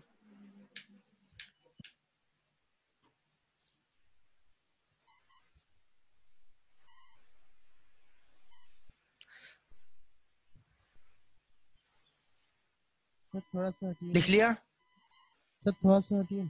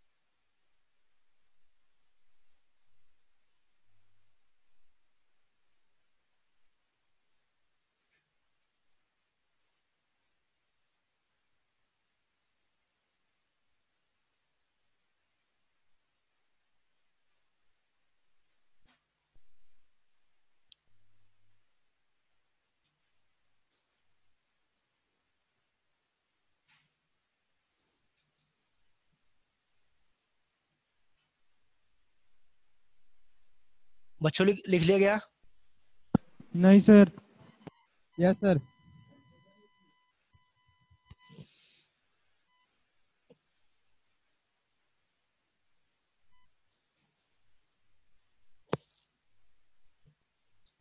बच्चों क्वेश्चन ये आता है कि सर वाइस प्रेसिडेंट का क्या काम होता है? वाइस प्रेसिडेंट के केवल 2 काम है। पहला कि भाई वो राज्यसभा का चेयरमैन है, यानी राज्यसभा में जो भी घटनाएं होंगी, जो भी उसमें बिल पास होंगे, उसमें कितनी बैठक हो रही है, कौन पार्टिसिपेट कर रहा है, वहां की व्यवस्था बनाना काम किसका है? चेयरमैन का है, यानी वाइस प्रेसिडेंट का काम है। दूसरा काम क्या है वाइस प्रेसिडेंट का? दूसरा काम ये है कि जब भी राष्ट्रपति कुछ कारणवश अपनी पोस्ट को नहीं संभाल पा रहे हैं या उनका देहांत हो गया, तो वाइस प्रेसिडेंट क्या बन जाएंगे? प्रेसिडेंट बन जाएंगे। कब तक? जब तक नए राष्ट्रपति का चुनाव नहीं हो जाता। नहीं होता है। ये सिर्फ 2 काम वाइस प्रेसिडेंट के हैं। इनको हटाया कैसे जाता है? अब मुझे बताइए, माइक मधुपुर सेंटर पे सबसे आखिरी सीट पे पहुंचा दीजिए।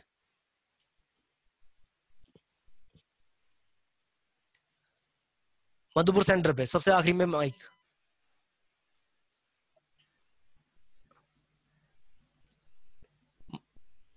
हाँ जी, आपका नाम? सनोबर। अच्छा ये बताइए मुझे कि राष्ट्रपति को कैसे हटाया जाता है? कितना वोटिंग करना पड़ता है राष्ट्रपति को हटाने के लिए? 2/3 700 कितना था, 790 टोटल होते हैं ना लोकसभा और राज्यसभा में, दोनों अगर 790 में से 2/3 अगर वोट आ गया तो वो उसको हटा सकते। Very good, very good. तो बच्चों राष्ट्रपति को हटाया कैसे जाता है? 2/3 voting power of Lok Sabha and Rajya Sabha. पर बच्चों अगर वाइस प्रेसिडेंट को हटाना हो तो आपको क्या करना होगा कि इसके जो टोटल मेंबर है उनका 50%, उनका 50% अगर ये कहते हैं कि भाई राष्ट्रपति को हटाना है, इसको वाइस प्रेसिडेंट को हटाना है, तो वाइस प्रेसिडेंट को हटाया जा सकता है। यानी 245 बाई 2 यानी 123 मेंबर। अगर 123 मेंबर ये कह दे कि भाई राष्ट्रपति उपराष्ट्रपति को हटाना है तो उपराष्ट्रपति हट जाएंगे। बस यहाँ से क्या यहाँ अगर 545 मेंबर है, इनकी मंजूरी चाहिए सिर्फ। मंजूरी का मतलब क्या है कि इनके भी अगर आधे जितने प्रेजेंट है, आधे नहीं जितने प्रेजेंट है, वहां से मंजूरी मिल जाए कि भाई राष्ट्रपति को हटा दो, तो राष्ट्रपति को तुरंत हटाया जाएगा। यानी राष्ट्रपति वाइस प्रेसिडेंट को कब हटाया जा सकता है? जब उनकी 50% मेंबर बिल को पास कर दे। सर टोटल में 50% या फिर सिर्फ हाँ। राज्यसभा वाला? राज्यसभा के टोटल का 50%। ओह ठीक है। और यहाँ से केवल मंजूरी चाहिए। मंजूरी का मतलब क्या है बच्चों? मंजूरी का मतलब ये है कि सपोज जिस दिन उपराष्ट्रपति को हटाने का बिल लोकसभा में आया, उस दिन 300 ही लोग प्रेजेंट थे, केवल 300 ही लोग प्रेजेंट थे, और उसके अगर आधों ने बोल दिया, यानी 150 ने बोल दिया कि हाँ भाई उपराष्ट्रपति को हटा दो, तो उपराष्ट्रपति हट जाएंगे। समझ आ गया बच्चों? तो यहां से केवल मंजूरी चाहिए। और यहां से अगर आपको हटाना है तो यहाँ पे मेजोरिटी चाहिए आपको। मेजोरिटी का मतलब क्या है कि 245/2। बच्चों बात समझ आ गई है क्या? Yes sir. यस सर आ गई। अब इसके बाद प्राइम मिनिस्टर।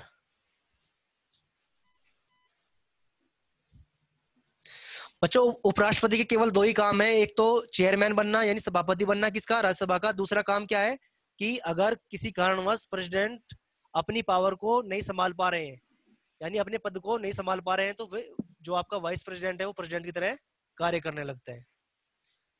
Prime minister.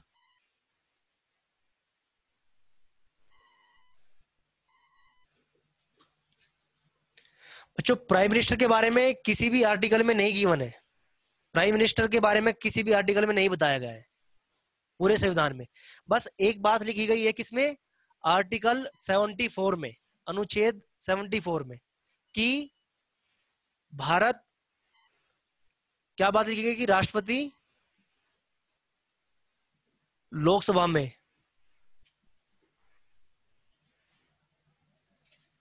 बहुमत प्राप्त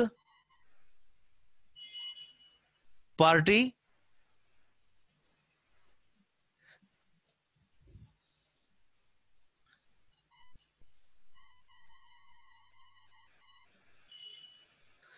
प्राप्त पार्टी में से किसी एक व्यक्ति को प्रधानमंत्री नियुक्त करेगा।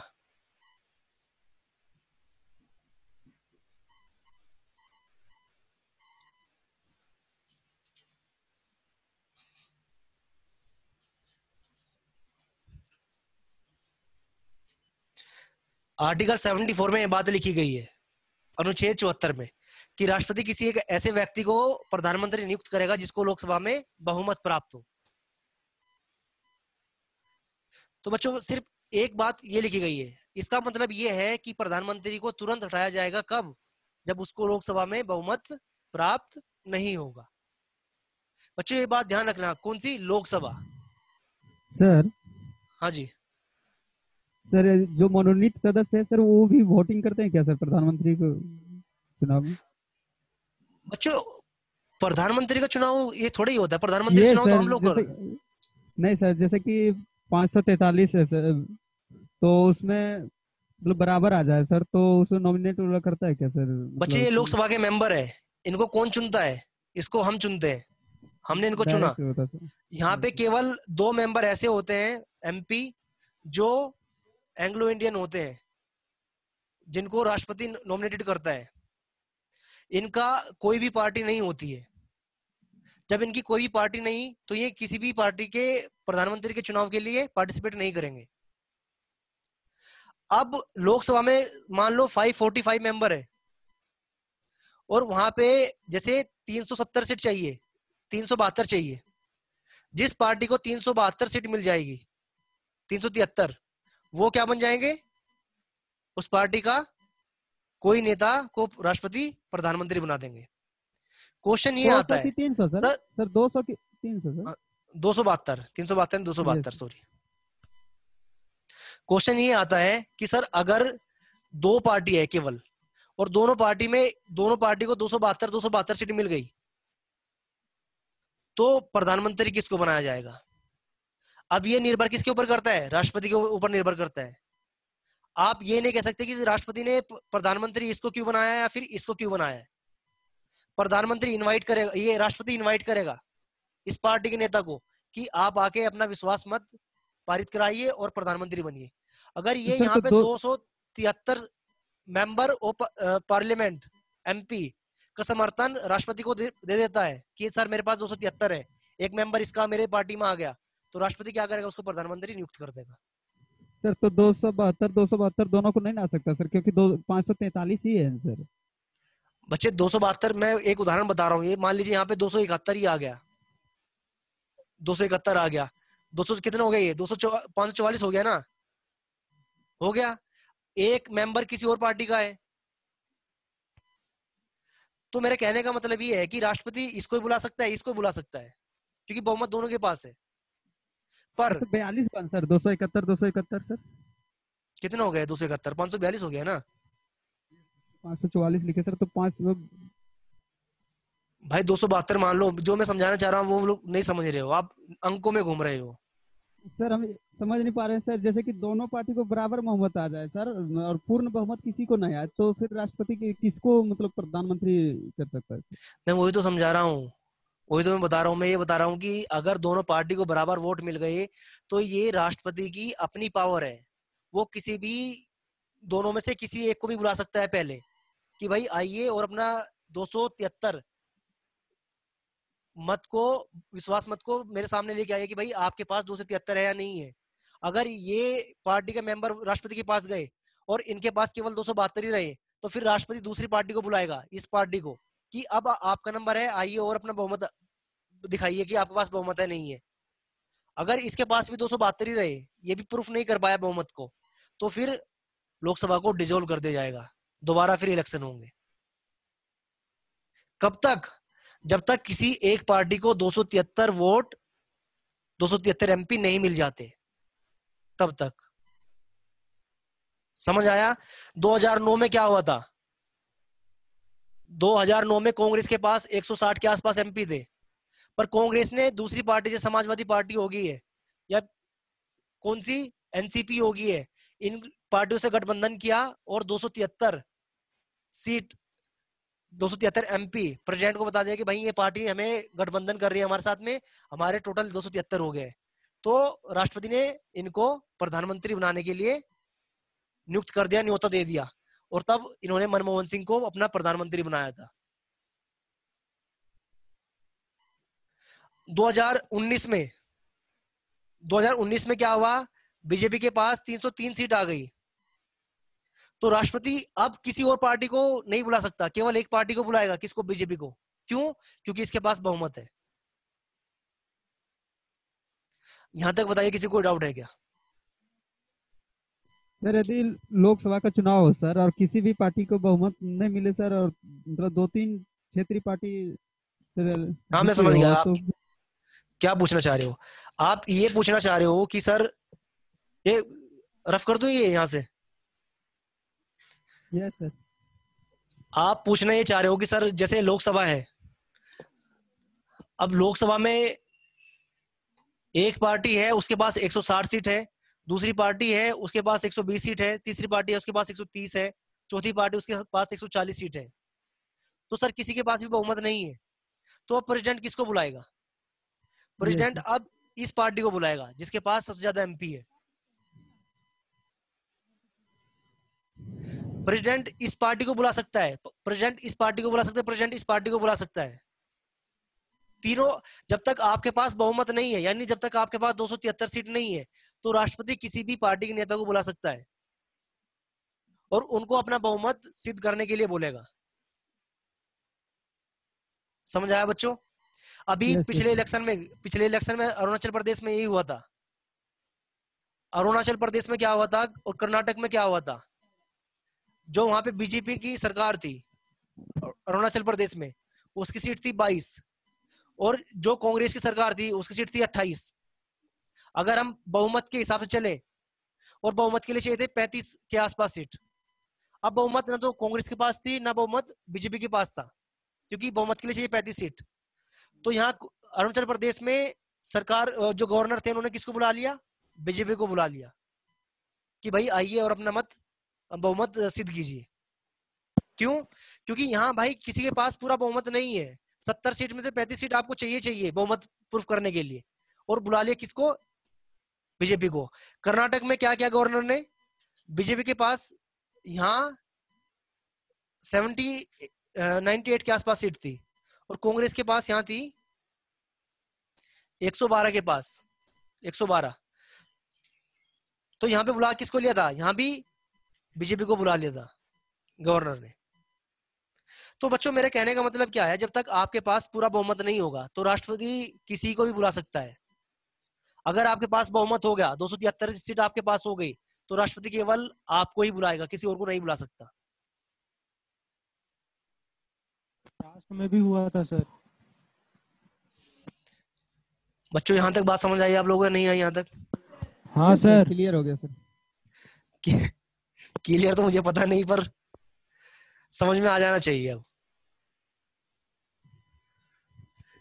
बच्चों चीजें क्यों समझ नहीं आ रही? कुछ बच्चों को समझ में नहीं आ रहा होगा, इसलिए समझ में नहीं आ रहा कि आप अगर पहले ही दिन यहाँ आके पढ़ोगे तब समस्या होगी आपको। अब प्राइम मिनिस्टर को हटाया कैसे जाता है? प्राइम मिनिस्टर को हटाने का एक ही तरीका है, जिस दिन भी उसका विश्वास मत यानी उसका बहुमत लोकसभा में खत्म हो जाएगा, उस दिन प्राइम मिनिस्टर खुद ही हट जाएगा।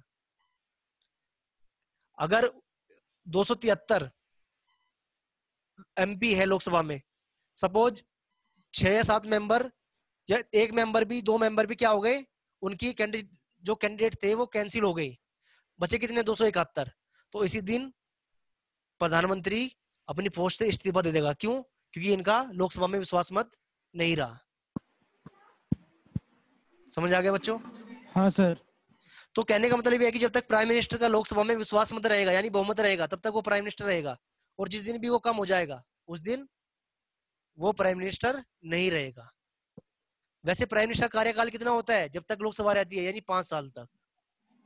पर इसका मतलब ये नहीं कि वो 5 साल तक रहेगा। अगर 5 साल के बीच में भी उसका बहुमत कम हो गया तो वो अपने पद से इस्तीफा दे देगा।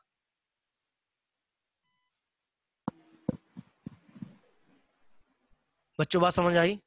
हाँ सर। मुझे लगता है यही क्लास टाइम हो गया अब तो। सर अभी टाइम बचा है? सर कल ही पॉलिटिकल ही हुआ क्या?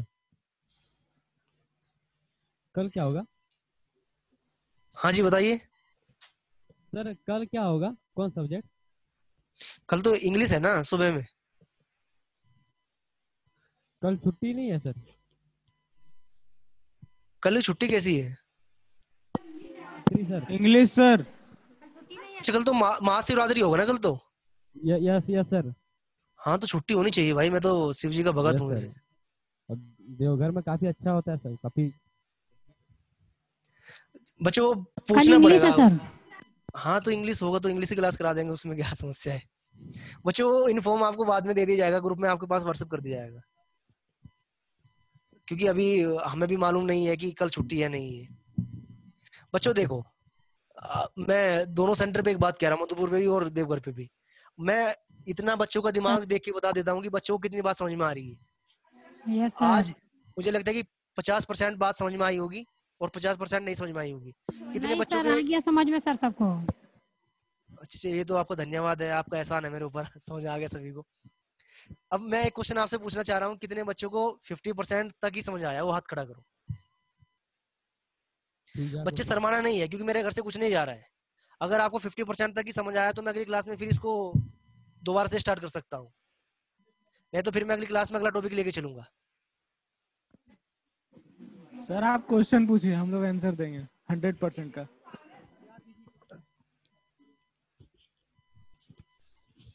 क्वेश्चन ही पूछूं फिर? चलिए मैं क्वेश्चन ही पूछता हूँ। अब माइक आप अपने पास मत रखिए। सर एक क्वेश्चन तो बनता है सर। हाँ नहीं क्वेश्चन तो मैं पूरी क्लास ही पूछने वाला हूँ। सर पहले स्टार्ट मेरे से ही कीजिए ना सर। चलिए मुझे बताइए कि भाई इसमें राज्यसभा में कितने नॉमिनेटेड मेंबर होते हैं? राज्यसभा में सर 233। नॉमिनेटेड मेंबर कितने होते हैं? 12 से 12। 12। अच्छा माइक अब बगल में शिफ्ट कर दीजिए।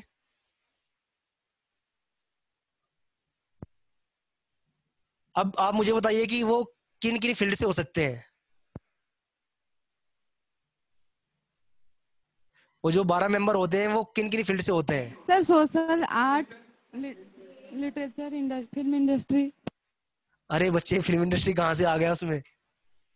केवल 4 फील्ड से हो सकते हैं। इसका कोड क्या है? Salts means science. ये क्वेश्चन पूछ लेगा साइंस, बच्चों। Art, literature, sport. आर्ट, और लिटरेचर, और ये क्या होता है? Sports social work. Sir sports से भी होता है सर? नहीं बच्चे, स्पोर्ट्स से नहीं होता है। होता है सर? सचिन तेंदुलकर को बनाया गया है एमपी, पर वो किससे है? सोशल वर्क से है। सर स्पोर्ट्स से नहीं होता है, बस ध्यान रखना। सुनिए सर कपिल देव को भी बनाया गया था सर। कपिल देव को बनाया गया है, वो सोशल वर्क से बनाया गया है। केवल ये 4 फील्ड है जहां से आपको आपके ठीक है जो सर। एमपी नॉमिनेटेड किए जाते हैं। बच्चों समझ आ गया यहाँ तक? अब माइक को अपने Yes, बगल sir. में, हाँ माइक बगल में शिफ्ट कीजिए अपने। ये बताइए मुझे कि जो आपकी स्टेट लेजिस्लेटिव होती है उसमें कितने एंग्लो इंडियन नॉमिनेटेड किए जाते हैं? सर क्वेश्चन फिर से रिपीट कीजिए ना। क्वेश्चन ये है कि जो One, आपका sir. स्टेट लेजिस्लेटिव असेंबली होती है वहां पे कितने एंग्लो इंडियन को नॉमिनेटेड किया जाता है गवर्नर के द्वारा? 1 सर। चलिए आप स्टेट छोड़ दीजिए, आप बताइए लोकसभा में कितने को हाँ बताए सर। नॉमिनेट किया जाता सर है? 2। सर हाँ, हम ये बताएं ठीक इसका आंसर सर। है। स्टेट में एक को किया जाता है बच्चों। यस सर, एक को सर। चलिए, तो कुल मिला के मुझे लग रहा है समझ में आ ही रहा है सभी को। Yes sir. और क्वेश्चन क्या पूछ सकता हूँ मैं आपसे? एग्जाम में क्या आ सकते हैं और? वीटो पावर, हाँ सर 3 टाइप। हाँ, सस्पेंसिव वीटो पावर क्या होती है?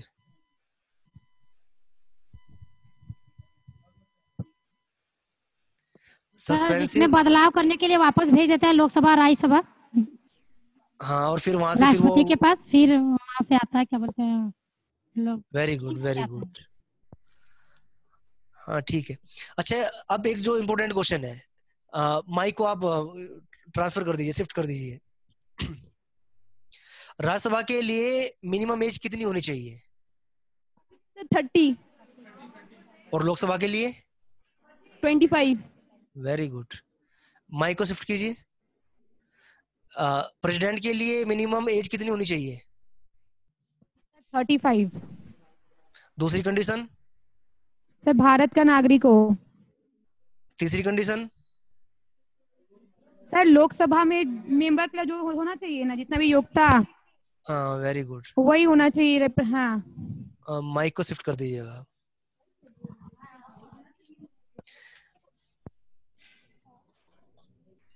अच्छा, अगर इम्पीचमेंट करना हो प्रेसिडेंट का, तो क्या उसमें नॉमिनेटेड मेंबर पार्टिसिपेट करते हैं क्या? ओ सर। अगर टोटल इलेक्टेड और नॉमिनेटेड दोनों। और इलेक्शन में? इलेक्शन में सिर्फ नॉमिनेटेड, सिर्फ इलेक्टेड, और इम्पीचमेंट में दोनों। Very good. तो सभी को समझ में आ रहा है, तो आप आंसर क्यों नहीं करते हो जब बीच में क्लास में पूछ रहा है? सर आता है समझ में। तो आप हाँ ना में जवाब देते रहो, इससे मेरा फ्लो टूट जाता है। मैं सोच रहा था कि पता नहीं आप लोगों को समझ में आ रहा है नहीं आ रहा है। मैं तो दूसरा सब्जेक्ट पढ़ाने के लिए तैयार हो गया था। सभी को समझ में आ रहा है तो आप लोग बताते रहो। वैसे मैं आज पूरा कंप्लीट करा देता इसको, अगर आप लोग जवाब देते रहते मुझे तभी।